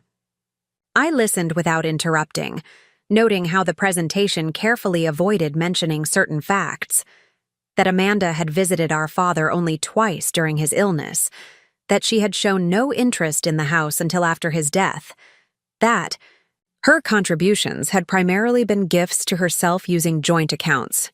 When it was Sarah's turn, she presented our position with calm precision, highlighting the legality of the mortgage transfer, my father's clear intentions as expressed in his letter, and Jack Monroe's confirmation of both the arrangement and its timing. She emphasized my ongoing investment in maintaining and improving the property, as well as the central role it now played in my professional work as an artist. Far from taking advantage, she concluded, Jennifer has honored her father's wishes by creating exactly what he hoped for: a home that remains in the family, cared for by someone who truly values it, while continuing the property's legacy of nurturing creativity and community. The mediator reviewed the documentation from both sides, asking clarifying questions that revealed his thorough engagement with the details. When he had finished, he addressed us directly rather than through our attorneys. "I'd like to hear from each of you personally," he said. "Not about the legal arguments, which your counsel has presented admirably, but about what this house means to you and what resolution you're seeking. Ms. Cooper-Wilson, would you begin?" Amanda straightened in her chair, her expression a careful blend of reason and restrained emotion. "The house represents our family heritage," she began. "Our father's decision to allow Jennifer lifetime residence while denying me any current benefit from a significant family asset creates an imbalance that feels deeply unfair. I'm not trying to force my sister from her home out of malice. I simply believe that family assets should be divided equitably." The mediator nodded thoughtfully. "And what resolution would satisfy your sense of equity?" "Either Jennifer should purchase my interest in the property at fair market value, or we should sell it and divide the proceeds," Amanda replied. "Alternatively, she could compensate me with regular payments representing my share of the property's value." "Thank you," the mediator said, then turned to me. "Ms. Cooper, what does the house mean to you, and what resolution are you seeking?" I took a deep breath, seeking words that might bridge the gulf between my sister's perspective and my own. "The house has become central to who I am and what I do," I began. It's not just shelter or an asset. It's the foundation of my artistic practice, the subject of my work, the physical manifestation of my journey over these past 2 years. I described how the process of restoring and reimagining the house had paralleled my own personal reconstruction after returning to Pinewood, how each renovated room and reclaimed garden space represented not just physical improvement, but emotional healing. As for resolution, I continued, I want to honor both Dad's wishes and Amanda's legitimate desire for fairness. I can't afford to buy her out at market value, and I won't agree to sell. But I am willing to make arrangements to ensure she benefits from the value I'm adding to the property through my improvements, either through graduated payments over time or a greater share of proceeds if I ever do choose to sell. The mediator considered both our statements before proposing a structure for further discussion. It seems to me, he observed, that we have two legitimate interests here that are not entirely incompatible. Jennifer's connection to the house, as both residence and creative wellspring, is substantive and meaningful. Amanda's desire for equitable treatment as a co-inheritor is also valid. For the next 2 hours, we explored various possible arrangements, ways Amanda might receive financial benefit from the property without requiring me to leave or sell. The discussion remained mostly civil, though tension flared occasionally when emotional undercurrents broke through the surface. Finally, the mediator proposed a comprehensive solution. I would retain lifetime residence rights as specified in our father's will. I would make quarterly payments to Amanda, representing a fair rental value for her half interest in the property, with the amount adjusted based on my fluctuating income from art sales. These payments would accumulate as equity, gradually buying out Amanda's interest over a 15-year period. Additionally, should I decide to sell before the buyout was complete, Amanda would receive her remaining interest plus a percentage of the increased value attributable to my renovations. This approach, the mediator explained, allows Jennifer to remain in the home that has become integral to her life and work, while ensuring Amanda receives ongoing financial benefit and eventual full compensation for her interest.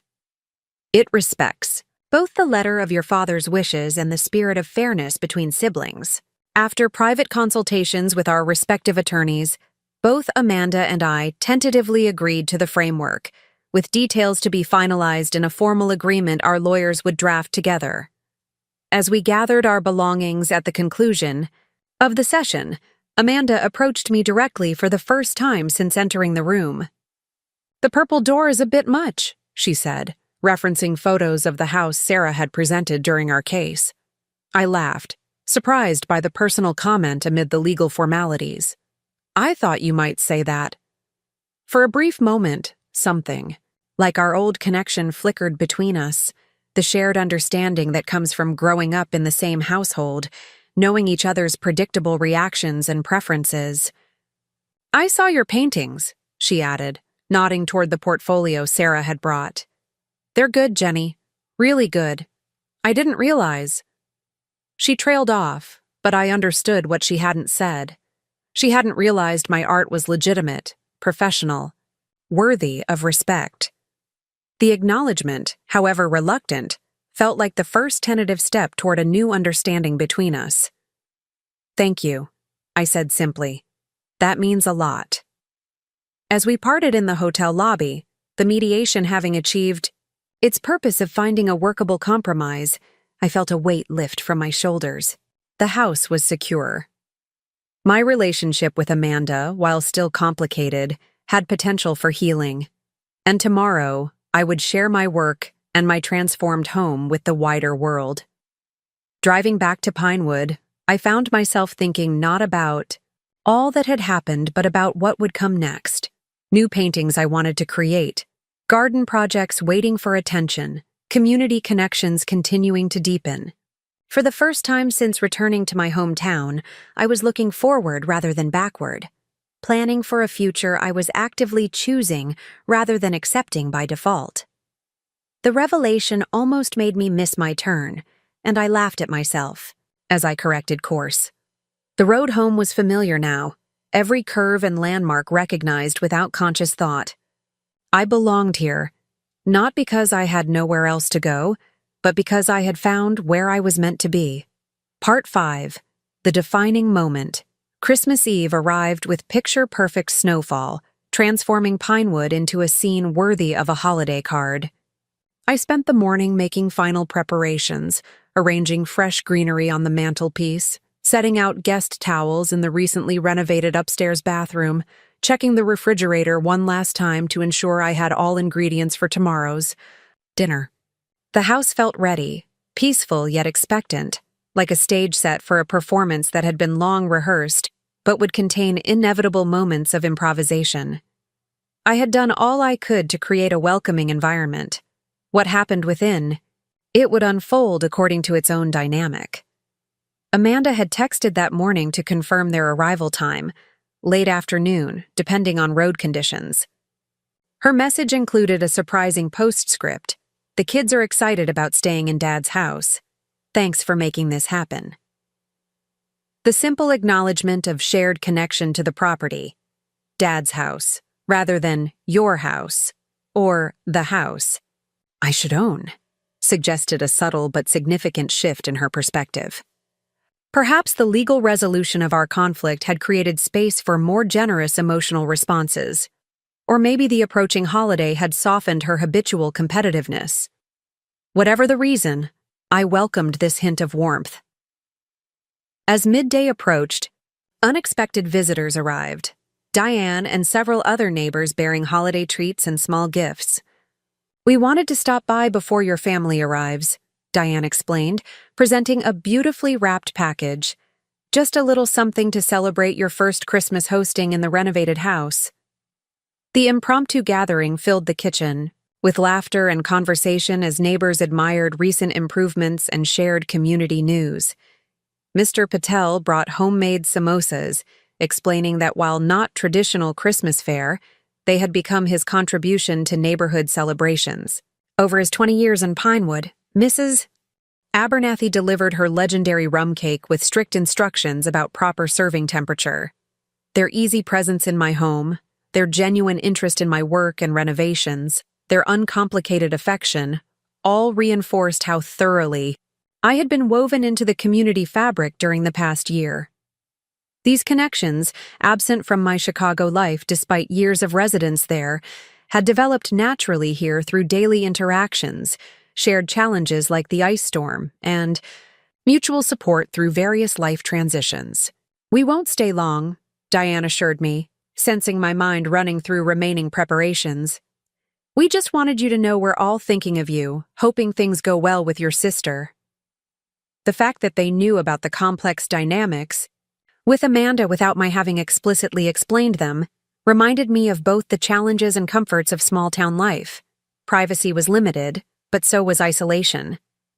People noticed, people cared, people showed up. After they departed, leaving the kitchen fragrant with cinnamon and cardamom from Mr. Patel's offerings, I moved through final preparations with renewed energy. Their visit had shifted my emotional state from focused tension to grateful anticipation, reminding me that whatever happened with Amanda, I had created genuine connections here that would remain. The house looked beautiful, the original architectural details highlighted by thoughtful renovation. My paintings displayed on walls now painted in colors that enhanced rather than competed with their tones, fresh flowers and greenery bringing life to carefully arranged spaces. More importantly, it felt like a true reflection of who I had become, neither rejecting tradition nor bound by it, appreciating history while remaining present to current possibility. At 4:30, headlights swept across the front window. As Amanda's SUV pulled into the driveway, I took a deep breath, centering myself in all I had learned and become over the past year, then opened the front door to welcome my sister and her family. Kyle emerged first, immediately assessing the fresh exterior paint and restored porch details with an appraising eye. Amanda followed, elegant even in travel clothes, her expression guarded but not hostile. Their children, Jason, 16, and visibly reluctant to be there, and Sophie, 12 and wide-eyed with curiosity, tumbled out last, immediately commenting on the snow-covered garden structures visible from the driveway. "The famous purple door?" Amanda asked, nodding toward the side entrance visible from where we stood. "In all its controversial glory," I confirmed, surprised to find myself smiling genuinely. "Come in. It's freezing out here." The next moments unfolded in the familiar awkwardness of family members who share history but not daily life. Coats being removed, suitcases deposited, polite comments exchanged about the drive and the weather. I showed them to their rooms, Jason in what had been my childhood bedroom, Sophie in the third-floor space I had converted from storage to a charming dormer room, Amanda and Kyle in the main guest suite with its newly renovated bathroom. "This is not what I expected," Amanda admitted as she surveyed the guest room with its carefully balanced blend of original features and contemporary comforts. "When did you develop an eye for design?" "Apparently, it was always there, just waiting for the right project," I replied, indicating the space for their luggage. "The bathroom's through there. I just finished the tile work last month." Kyle examined the custom shelving I had built into what had previously been an awkward alcove. "This is quality work. Did you hire a carpenter?" "I did it myself," I said, unable to keep a note of pride from my voice. "Tom helped with the initial framing, but the finishing is all mine." Something shifted in Kyle's expression, a reassessment, perhaps recognition of competence he hadn't previously attributed to me. "Impressive," he said simply, the single word carrying more genuine respect than any of our previous interactions. Downstairs, Sophie had discovered my studio and was examining the paintings with intense concentration. "You did all these?" she asked as I entered, her tone suggesting she had expected something less accomplished. "Most of them," I confirmed, though there are works by other local artists throughout the house as well. "They're really good," she said with the unfiltered honesty of early adolescence. "Mom said you were painting, but I thought it would be, like hobby stuff. These look professional." "They are professional," Jason corrected, entering behind me. "Aunt Jen's in magazines and galleries and stuff. Mom showed us the article." The casual confirmation that Amanda had not only seen my feature but shared it with her children, apparently without dismissive commentary, was unexpectedly touching.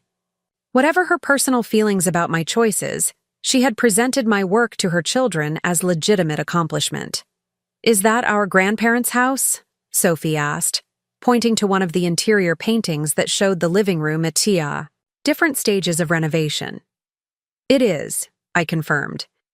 This series shows how spaces evolve over time, how they hold both past and present simultaneously.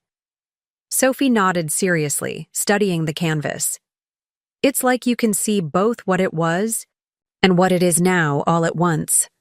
Her perception, so accurately capturing what I had been trying to express, caught me by surprise.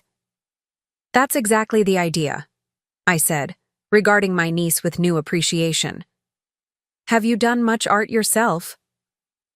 The question opened a flood of enthusiastic description of her school art projects, revealing both genuine interest and substantial talent that had apparently gone largely unnoticed in her achievement-oriented household. As she spoke, Amanda appeared in the doorway, watching our interaction with an unreadable expression. "Sophie's art teacher suggested she apply to a summer program at the state university," she said when her daughter paused for breath. "But we weren't sure if it was worth the investment." The comment could have been interpreted as dismissive of artistic pursuits, but something in Amanda's tone suggested she was actually seeking my opinion rather than disparaging her daughter's interest. "I'd be happy to look at her portfolio if that would help," I offered. "The program might be valuable if she's really interested in developing her skills." Amanda nodded thoughtfully. "Maybe during this visit," she suggested, meeting her daughter's suddenly hopeful gaze, "if your aunt doesn't mind." The exchange marked another subtle shift in our dynamic, Amanda acknowledging my professional expertise in an area where she lacked confidence, opening a potential avenue for meaningful connection beyond our complicated history. The evening progressed more smoothly than I had dared hope. We ordered pizza from the local place that had been our favorite growing up. A easy tradition our parents had maintained for Christmas Eve throughout our childhood. The familiar ritual seemed to ease lingering tension, creating a foundation of shared memory upon which new interactions could build. After dinner, Kyle surprised everyone by producing a deck of cards and suggesting the game our father had always insisted on during holiday gatherings. As we played around the kitchen table, the atmosphere gradually relaxed into something approaching genuine enjoyment rather than polite obligation. Remember when Dad used to let us stay up until midnight on Christmas Eve, and Mom would pretend to be scandalized by it? Amanda asked during a break in the game, her expression softening with the memory.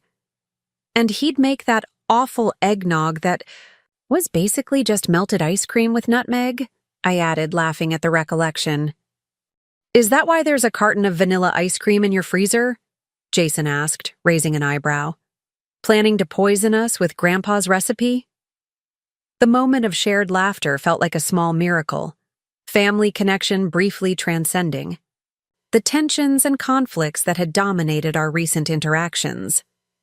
We were, for that moment at least, simply people who shared history and blood, finding comfort in common memory. Later, after the kids had gone to bed, Amanda joined me on the porch where I had stepped out to enjoy the stillness of the snow-covered night. She wrapped her coat tightly against the cold, her breath forming small clouds in the frigid air. You've done something remarkable with the house, she said after a moment of silence. It's still clearly the place we grew up, but it's also undeniably yours now. The acknowledgement, so different from her dismissive attitude the previous Christmas, seemed to require a response that neither brushed it off nor overemphasized its significance. It's been a process, I said simply. Finding the balance between honoring what was here and creating something that reflects who I am now. Amanda nodded, her gaze fixed on the snow-covered garden. I didn't understand that a year ago. I just saw a valuable asset that should be divided equally. She paused, choosing her words carefully. I still think Dad's arrangement wasn't entirely fair to me, but I can see now why he made the decisions he did. The admission, perhaps the closest Amanda would ever come to acknowledging the rightness of my connection to the house, hung between us in the cold air. Rather than rushing to fill the space with reassurance or justification, I let the moment breathe, allowing her words their full weight. The thing is, she continued after a moment, you needed this place in a way I didn't. I have my life in Chicago, my career, my family. This was never going to be my home again. Not really. I just couldn't see that when I felt like I was being overlooked. You weren't overlooked, I said quietly. Dad knew you had created your own foundations. I was the one still figuring out where I belonged. She turned to face me then, her expression more open than I had seen it in years. And you belong here. That's obvious now. Even the kids can see it. The simple validation, from the sister who had so often made me feel inadequate or peripheral, affected me more deeply than I had anticipated. Thank you, I said, my voice catching slightly. That means a lot, coming from you. Amanda's smile held a hint of her old competitive edge, but tempered now with something like genuine affection. Don't get used to it. I'm still the successful sister with the real job and 401k. I laughed, recognizing the teasing for what it was. Not dismissal, but a return to the complicated but fundamental sibling dynamic that had shaped us both. And I'm still the artistic dreamer who can't match her socks. Some things never change. But some things do, she replied, her tone serious again. You've found your way, Jenny. It's not the path I would have chosen, but it's clearly the right one for you. We stood together in companionable silence for another moment before the cold drove us back inside. The conversation hadn't erased decades of complex history or fully resolved our different perspectives on family and success. but it had acknowledged our distinct paths without elevating either as superior, a significant evolution from the hierarchy of achievement that had characterized our relationship for as long as I could remember. Christmas morning arrived with brilliant sunshine that turned the snow-covered landscape into a dazzling display of light and shadow. I rose early, enjoying the quiet house before the day's festivities began. In the kitchen, I prepared coffee and set out the ingredients for the traditional family breakfast my mother had always made. Cinnamon rolls rising on the counter, fruit waiting to be cut, bacon ready for the oven. As I worked, I was struck by how different this Christmas felt from the previous one, when Amanda's claim to the house had shattered my tentative sense of security. Then, I had been defensive and fearful, uncertain of my place literally and figuratively. Now, I moved through preparations with quiet confidence, secure in both my legal right to the property and, more importantly, my authentic connection to it. Sophie appeared first, still in pajamas, drawn by the scent of coffee and baking cinnamon. "This kitchen is so cool," she observed, running her hand along the butcher block countertop I had installed. "Mom's is all stainless and marble. It looks like a laboratory." I smiled at the apt description of my sister's preference for sleek, contemporary design. "Different styles suit different people," I said, handing her a mug of hot chocolate. "Your mom's kitchen is probably more efficient." "Maybe," Sophie acknowledged, "but this one feels like people actually cook there. Like real food, not just takeout arranged on fancy plates." The observation was more perceptive than she likely realized, capturing something essential about the difference between Amanda's approach to domesticity and my own. Where she valued appearance and efficiency, I had prioritized warmth and functionality, neither inherently superior, just expressions of different values. The others joined us gradually, creating the pleasant chaos of family holiday morning. Jason still half asleep and communicating primarily in grunts, Kyle checking news on his phone while accepting coffee gratefully, Amanda immediately noticing and commenting on the vintage plates I had set out for breakfast. "Mom's Christmas china," she said, running a finger along the gold rim of a plate. "I didn't know you had these." "Found them in the attic last month," I explained. "They needed a good cleaning, but they were in perfect condition otherwise." Amanda picked up a cup, examining the delicate pattern. "I always loved these, but they seemed so fussy for modern life. Trust you to bring them back and make them actually work with everything else." The comment contained both her characteristic judgment and genuine appreciation, a combination that no longer stung as it once had. "I'm all about making the old and new work together," I said lightly, sliding the cinnamon rolls into the oven. After breakfast, we gathered in the living room for gift exchanges. I had carefully selected presents that reflected thoughtful attention rather than extravagance. Books chosen for each person's specific interests, small artworks by local craftspeople, experience gifts like cooking classes for Kyle, who, Amanda had mentioned, had recently developed an interest in weekend culinary experiments. Amanda and Kyle's gifts to me revealed similar consideration. Professional quality brushes I had admired in an art supply catalog, a beautifully bound sketchbook, a vintage gardening book featuring traditional landscape designs similar to what I had discovered for our property. The selections showed they had paid attention to what mattered in my current life, rather than imposing their own preferences or assumptions. The atmosphere remained relaxed as we moved to the dining room for Christmas dinner. The meal I had prepared honored traditions from our childhood while incorporating new elements that reflected my own evolving tastes. The table setting balanced the formal, mother's china, grandmother's silver, with the casual, simple linen napkins, a centerpiece of natural elements gathered from the garden, creating an environment that felt special without being stiff. As we settled into conversation over dessert, Kyle unexpectedly raised his glass in a toast. "To Jennifer," he said, his politician's delivery softened by what seemed like genuine sentiment, "for creating this beautiful space and bringing the family together. A year ago, I wouldn't have predicted we'd be sitting here like this. But I'm glad we are. The acknowledgement of our previous conflict and current detente hung briefly in the air before Amanda added her own words. And to the house itself, for remaining in the family and continuing to evolve with each generation. The toast captured precisely what I had hoped for in hosting this Christmas gathering. Not erasure of our differences or conflicts, but recognition of the possibility for growth and change within the context of shared history. We were not pretending. The previous year's confrontation hadn't happened. We were acknowledging that we had found a way forward despite it. After dinner, as dusk gathered and the Christmas tree lights created a warm glow in the living room, I found myself alone with Amanda once more. The kids were exploring the attic, fascinated by the trunks of family memorabilia I had organized, but intentionally left for them to discover. Kyle had taken a business call that apparently couldn't wait, even for Christmas Day. "I need to show you something," I said, making a spontaneous decision. "Bundle up, it's outside." Amanda raised an eyebrow but followed me without question, wrapping herself in her coat and boots.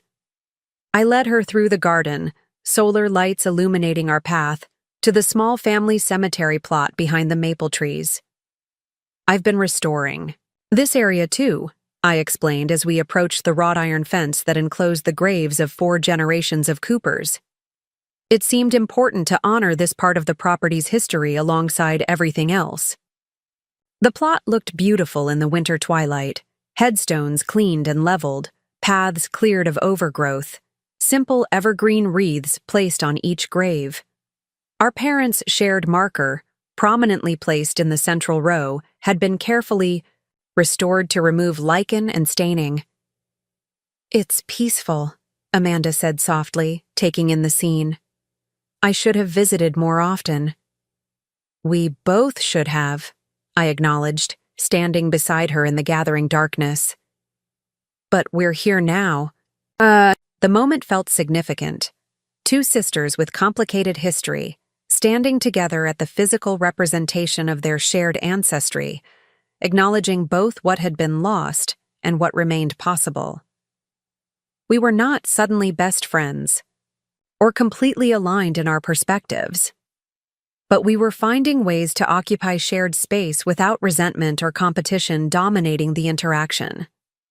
"Dad would be pleased about all of this," Amanda said after a moment of silence. "Not just the house and your work, but this. Us managing to be family despite everything." The observation struck me as remarkably similar to something our father might indeed have said, practical yet affectionate, acknowledging reality while emphasizing possibility. "He always did prefer harmony to discord," I agreed, even if it meant papering over some pretty significant differences. Amanda laughed softly, the sound carrying in the still winter air. "Remember how he would literally leave the room when Mom and I started arguing about anything? Just stand up and walk out without a word. And come find me hiding in my room with a book," I added, the memory suddenly vivid. He'd say, "The Warriors are at it again. Want to help me in the garden? Until the battle's over?" We shared a smile of recognition, not just of the specific memory but of the family dynamic it represented. Amanda and our mother had been similar temperaments, verbal and confrontational when passionate about something. Dad and I had been the quieter counterweights, seeking peace but sometimes creating distance instead. "I think he worried we'd never find common ground after he was gone," Amanda said, her breath visible in the cold air. "That we'd just go our separate ways and let the family fragment." "He underestimated both of us then," I replied. "We may have different approaches to just about everything, but we're still connected. By this place, by history, by shared experience that no one else will ever fully understand." Amanda nodded, her expression thoughtful in the fading light. "The funny thing is, a year ago I thought I wanted this house for practical reasons. Financial. Equity, family asset, all of that. But standing here now, I realize what I really wanted was to maintain connection to all this." She gestured to encompass the cemetery, the gardens, the house visible through the trees, to make sure it wasn't lost. "It's not lost," I assured her. "It's changed, evolving, but the essence remains. And you're always connected to it, whether you live here or not." The understanding that passed between us in that moment transcended the legal agreement we had reached months earlier. Amanda wasn't relinquishing her claim to family heritage by accepting my residence in the house. She was acknowledging that there were different ways to honor and maintain connection to that heritage. My physical presence here and her emotional ties could coexist without conflict. As we walked back toward the warmly lit house, snow beginning to fall gently around us, Amanda linked her arm through mine in a gesture so reminiscent of our mother that it momentarily took my breath away. "The purple door is actually growing on me," she admitted, a smile in her voice. "Don't tell Kyle I said that, though. He's still traumatized by the idea of non-neutral exterior colors." The small joke, acknowledging our different aesthetic sensibilities while finding humor rather than judgment in the contrast, felt like the perfect note on which to conclude our private conversation. We were still Amanda and Jennifer, still fundamentally different in our approaches to life, still occasionally exasperated by each other's choices. But we had found a way to accept those differences without allowing them to sever our connection. Back inside, we rejoined the others for an evening of board games and conversation that flowed more easily than at any family gathering I could remember in years. The kids engaged in good-natured rivalry over Scrabble scores. Kyle revealed a surprising competitive streak when it came to trivia questions, and Amanda demonstrated the strategic thinking that had made her so successful in her corporate career. I found myself observing as much as participating, struck by how this gathering represented everything I had hoped might be possible when I first conceived of hosting Christmas. Not perfect harmony or artificial closeness, but genuine engagement that acknowledged both connection and difference, that created space for individual identity within the context of family bonds. The house itself seemed to embrace this harmony of contrasts, its traditional architecture providing structure for contemporary comfort, its historical elements complemented rather than contradicted by modern additions, its very walls containing both what had been and what was becoming. Like the family gathered within it, the house balanced continuity and change, inheritance and innovation. As the evening wound down and conversations moved toward plans for the following day, I excused myself briefly, stepping into my studio, for a moment of reflection amid the creative space that had become central to my identity. Looking at the paintings lined up for the upcoming Detroit exhibition, I felt a deep sense of integration between the physical environment I had created, the artistic vision I had developed, and the personal growth I had experienced. The exhibition was titled Inheritance Transformed, a phrase that now seemed to apply not just to my artistic practice, but to the entirety of my journey since returning to Pinewood. I had inherited this house, yes, but also family history, community, connections, creative impulses, and patterns of relating that required conscious examination. The transformation hadn't involved rejecting any of these inheritances, but engaging with them authentically, allowing them to evolve through active participation rather than passive acceptance. Amanda appeared in the studio doorway, interrupting my reverie. "The kids want to know if we can all have breakfast at the diner tomorrow before we head back," she said. "Apparently, Sophie has decided she needs to try the blueberry pancakes that are life-changing, according to your neighbor Diane." "Sounds perfect," I agreed, turning from the paintings to face my sister. "And maybe afterward, if you have time, Sophie could show me some of her artwork. I was serious about reviewing her portfolio for that summer program." Amanda's expression softened, with something that might have been gratitude. She'd love that. She doesn't talk about art much at home because... She hesitated, then finished with characteristic directness. "Because I don't really understand it, to be honest. I can tell when something looks nice, but I don't get the deeper aspects that clearly matter to her." The admission of limitation, rare from my typically confident sister, created an opening for genuine connection rather than comparison. That's where having a weird artistic aunt comes in handy, I said lightly. I might not understand corporate finance or political campaigning, but I do know something about creative development. Amanda smiled, acknowledging the gentle reference to our different strengths. We make a complete person between us, maybe. Always have, I agreed, even when we were driving each other crazy. As we rejoined the others in the living room, where Kyle was regaling the kids with obviously embellished stories about his college adventures, I felt a sense of completion that had nothing to do with perfection or resolution of all differences. This Christmas gathering, so different from what I had feared when planning it, represented not an ending but a milestone in an ongoing journey of family redefinition. The house had played its role perfectly, providing both the physical setting and the symbolic framework for this relational shift. Like the property itself, our family connections had required both preservation of what remained valuable and renovation of what no longer served its purpose.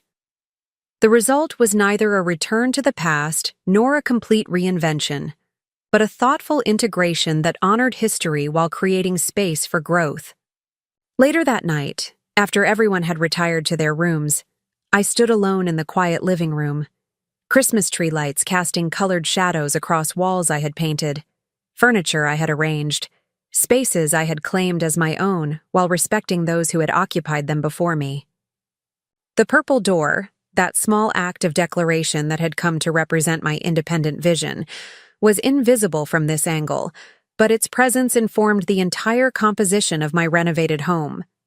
Outside, snow continued to fall, covering the gardens I had restored and the pathways I had cleared, creating a blank canvas upon which tomorrow's activities would leave temporary marks.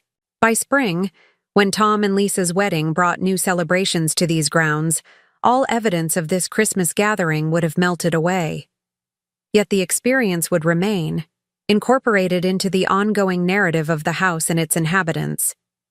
This, perhaps, was the most profound lesson of my journey since returning to Pinewood. That transformation is not a single event, but a continuous process. That identity emerges through ongoing engagement with environment and relationships. That home is not a static place but a dynamic interaction between past and present, self and surroundings, individual vision and shared history. As I turned out lights and prepared for bed on this Christmas night so different from the previous year's crisis, I felt profound gratitude not just for the legal resolution that had secured my place here, but for the deeper resolution that had occurred within me. I had found not just a house, but a home. Not just a career, but a calling. Not just a community, but belonging. Amanda's announcement last Christmas, that she intended to take the house I had begun to love, had initiated a year of growth I could never have anticipated. What had seemed like threat had become catalyst. What had appeared as ending had become beginning. The crisis had forced me to articulate, first to myself and then to others, what this place meant to me and why I belonged here. In doing so, I had discovered not just my right to remain, but my reason for staying. Not retreat from failure, but commitment to authentic creation. Not hiding from life, but engaging with it on terms that reflected my true values rather than external expectations or others' definitions of success. The house stood quiet around me, settled into itself after a day of unusual activity. Tomorrow would bring departure for my guests, return to the peaceful routine I had established, preparation for the exhibition that would launch the new year. Each day would add another layer to the ongoing renovation of spaces, of relationships, of self, that had become not just my residence but my life's work. As snow fell softly outside and Christmas lights cast their multicolored glow across the living room, I whispered a quiet thank you to the Father who had made this all possible, not just through his legal provisions, but through his understanding of where I belonged and what I needed to thrive. He had given me not just a house, but a foundation upon which to build an authentic life. That gift, far more valuable than property or possessions, had transformed not just my circumstances, but my understanding of what home truly meant. Not perfect but evolving. Not finished but continually renewed. Not defined by ownership but by relationship and creative engagement. Like the purple door that had come to symbolize my independent vision, this understanding represented both departure from convention and return to essential truth. That home is not where we retreat from the world, but where we find the security to engage with it authentically, the foundation from which we offer our unique contributions, the place where we are fully known and yet free to continue becoming. This Christmas night, surrounded by the visible results of a year's transformation, I embraced that understanding as the most valuable inheritance of all.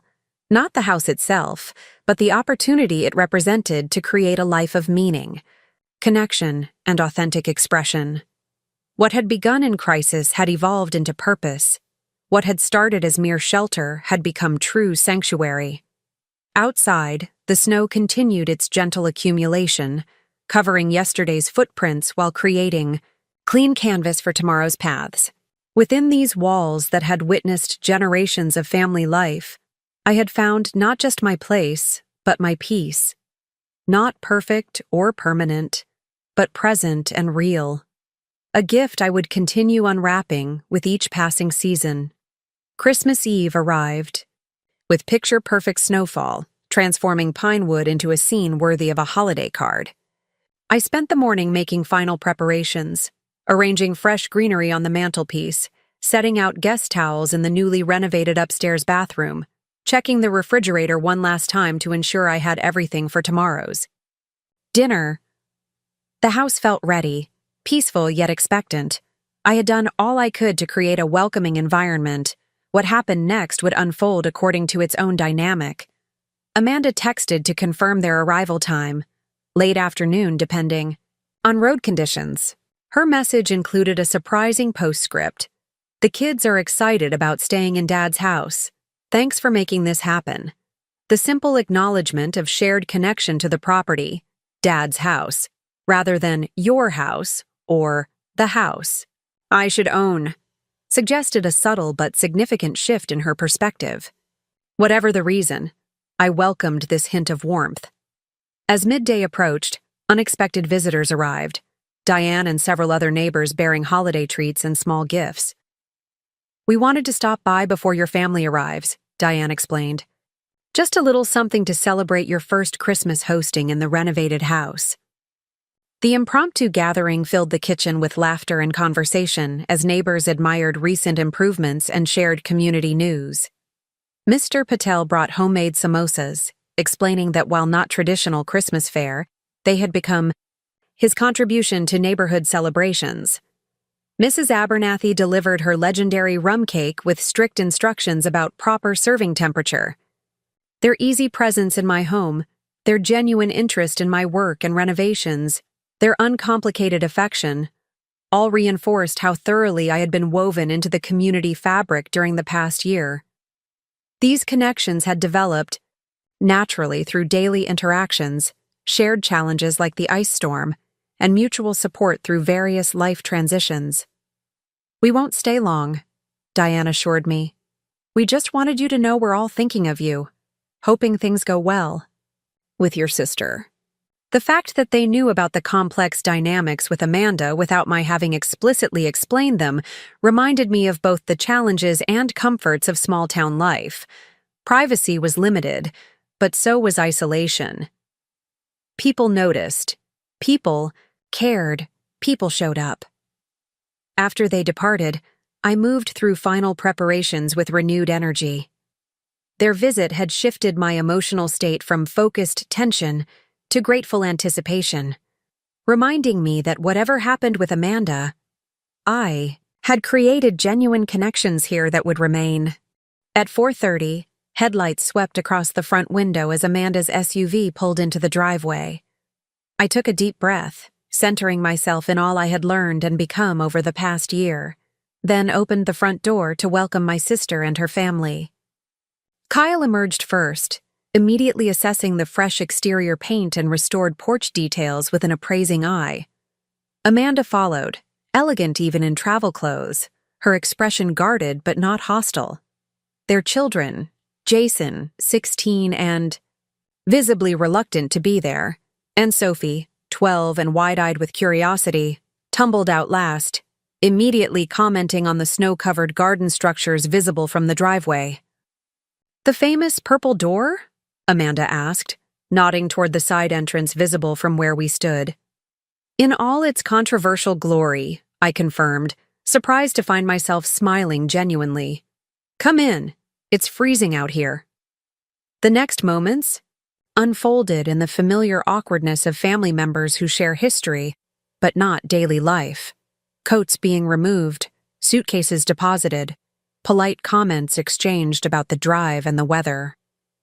I showed them to their rooms, Jason in what had been my childhood bedroom, Sophie in the third-floor space I had converted from storage to a charming dormer room, Amanda and Kyle in the main guest suite with its newly renovated bathroom. "This is not what I expected," Amanda admitted as she surveyed the guest room with its carefully balanced blend of original features and contemporary comforts. "When did you develop an eye for design?" "Apparently it was always there, just waiting for the right project," I replied, indicating the space for their luggage. "The bathroom's through there. I just finished the tile work last month." Kyle examined the custom shelving I had built into what had previously been an awkward alcove. "This is quality work. Did you hire a carpenter?" "I did it myself," I said, unable to keep a note of pride from my voice. "Tom helped with the initial framing, but the finishing is all mine." Something shifted in Kyle's expression. A reassessment. Perhaps recognition of competence he hadn't previously attributed to me. "Impressive?" he said simply, the single word carrying more genuine respect than any of our previous interactions. Downstairs, Sophie had discovered my studio and was examining the paintings with intense concentration. "You did all these?" she asked as I entered, her tone suggesting she had expected something less accomplished. "Most of them," I confirmed, though there are works by other local artists throughout the house as well. "They're really good," she said with the unfiltered honesty of early adolescence. "Mom said you were painting, but I thought it would be, like hobby stuff. These look professional." "They are professional," Jason corrected, entering behind me. "Aunt Jen's in magazines and galleries and stuff. Mom showed us the article." The casual confirmation that Amanda had not only seen my feature, but shared it with her children, apparently without dismissive commentary, was unexpectedly touching. Whatever her personal feelings about my choices, she had presented my work to her children as legitimate accomplishment. "Is that our grandparents' house?"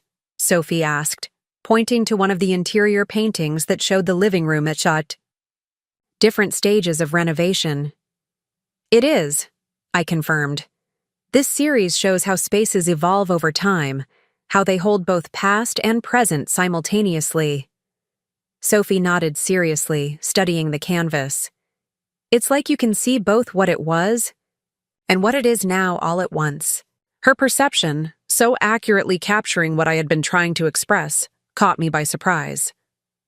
"That's exactly the idea," I said, regarding my niece with new appreciation. "Have you done much art yourself?" The question opened a flood of enthusiastic description of her school art projects, revealing both genuine interest and substantial talent that had apparently gone largely unnoticed in her achievement-oriented household. As she spoke, Amanda appeared in the doorway, watching our interaction with an unreadable expression. "Sophie's art teacher suggested she apply to a summer program at the state university," she said when her daughter paused for breath. "But we weren't sure if it was worth the investment." The comment could have been interpreted as dismissive of artistic pursuits, but something in Amanda's tone suggested she was actually seeking my opinion rather than disparaging her daughter's interest. "I'd be happy to look at her portfolio, if that would help," I offered.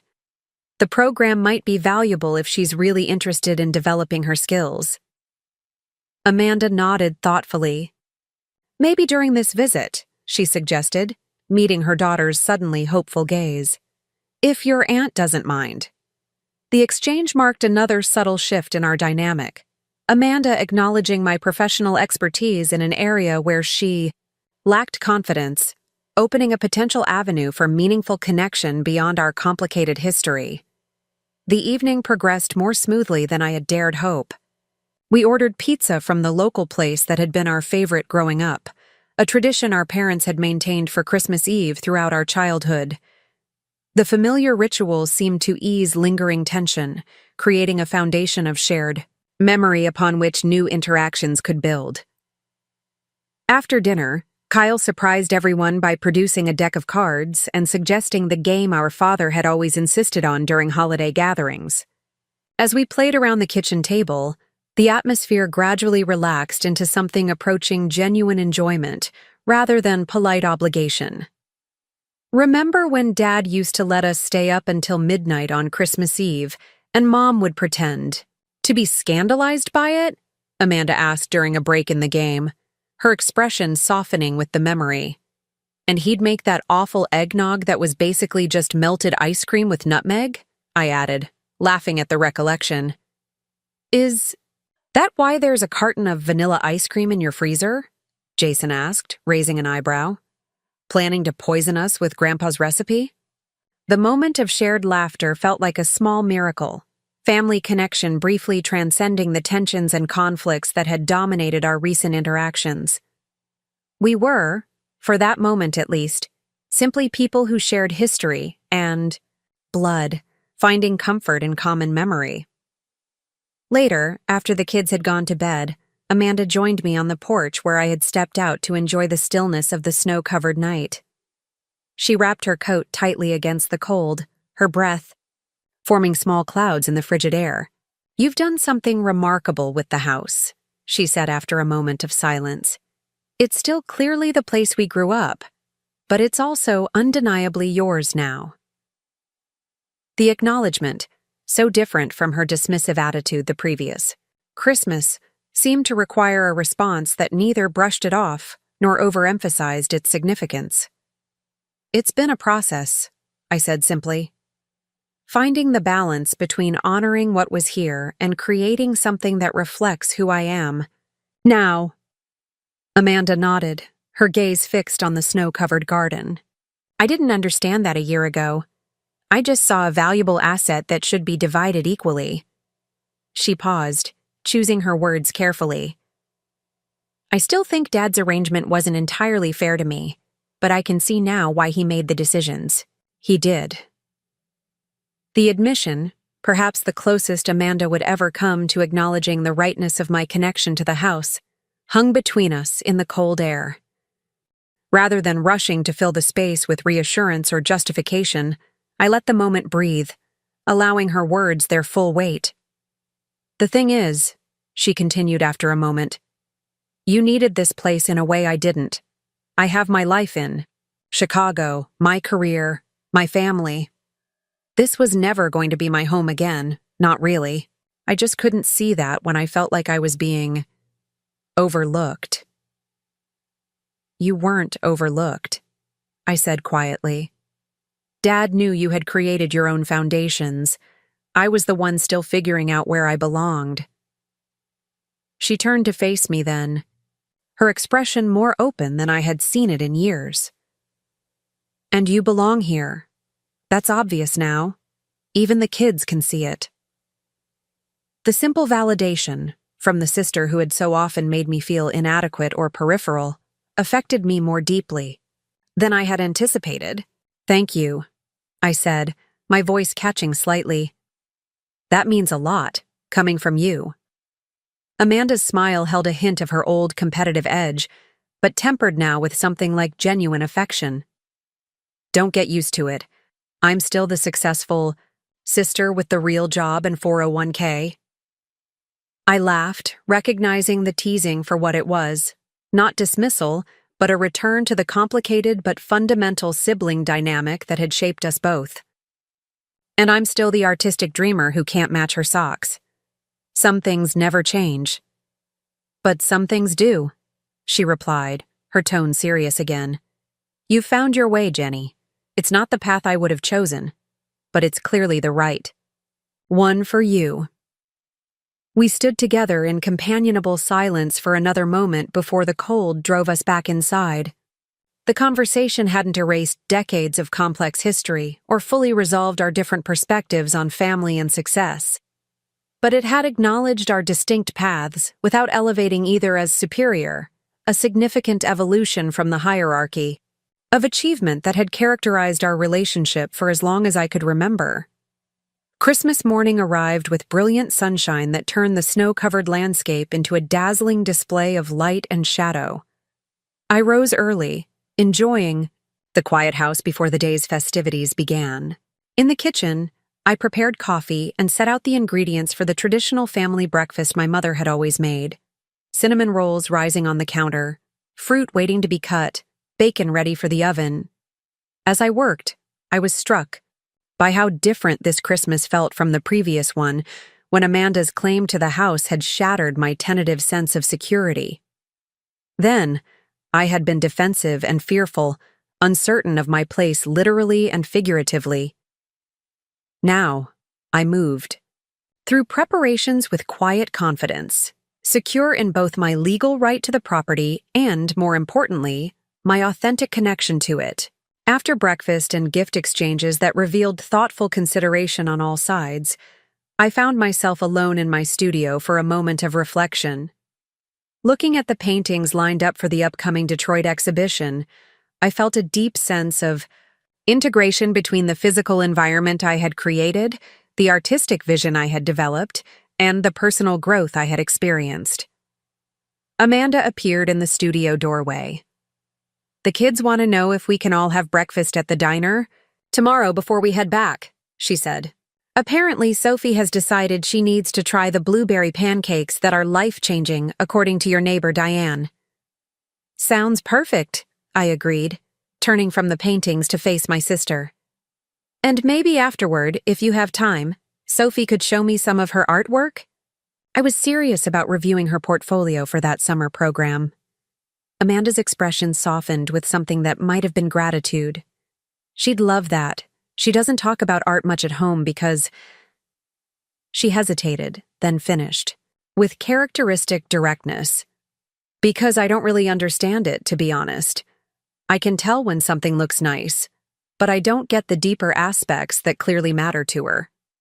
The admission of limitation, rare from my typically confident sister, created an opening for genuine connection rather than comparison. That's where having a weird artistic aunt comes in handy, I said lightly. I might not understand corporate finance or political campaigning, but I do know something about creative development. Amanda smiled, acknowledging the gentle reference to our different strengths.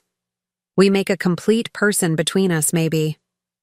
Always have, I agreed, even when we were driving each other crazy. Later that night, after everyone had retired to their rooms, I stood alone in the quiet living room, Christmas tree lights casting colored shadows across walls I had painted, furniture I had arranged, spaces I had claimed as my own while respecting those who had occupied them before me. The purple door, that small act of declaration that had come to represent my independent vision, was invisible from this angle, but its presence informed the entire composition of my renovated home. Amanda's announcement last Christmas, that she intended to take the house I had begun to love, had initiated a year of growth I could never have anticipated. What had seemed like threat had become catalyst. What had appeared as ending had become beginning. The crisis had forced me to articulate, first to myself and then to others, what this place meant to me and why I belonged here. In doing so, I had discovered not just my right to remain, but my reason for staying. Not retreat from failure, but commitment to authentic creation. Not hiding from life, but engaging with it on terms that reflected my true values, rather than external expectations. Or others' definitions of success. As snow fell softly outside and Christmas lights cast their multicolored glow across the living room, I whispered a quiet thank you to the Father who had made this all possible. not just through his legal provisions, but through his understanding of where I belonged and what I needed to thrive. He had given me not just a house, but a foundation upon which to build an authentic life. Up next, you've got 2 more standout stories right on your screen. If this one hit the mark, you won't want to pass these up. Just click and check them out.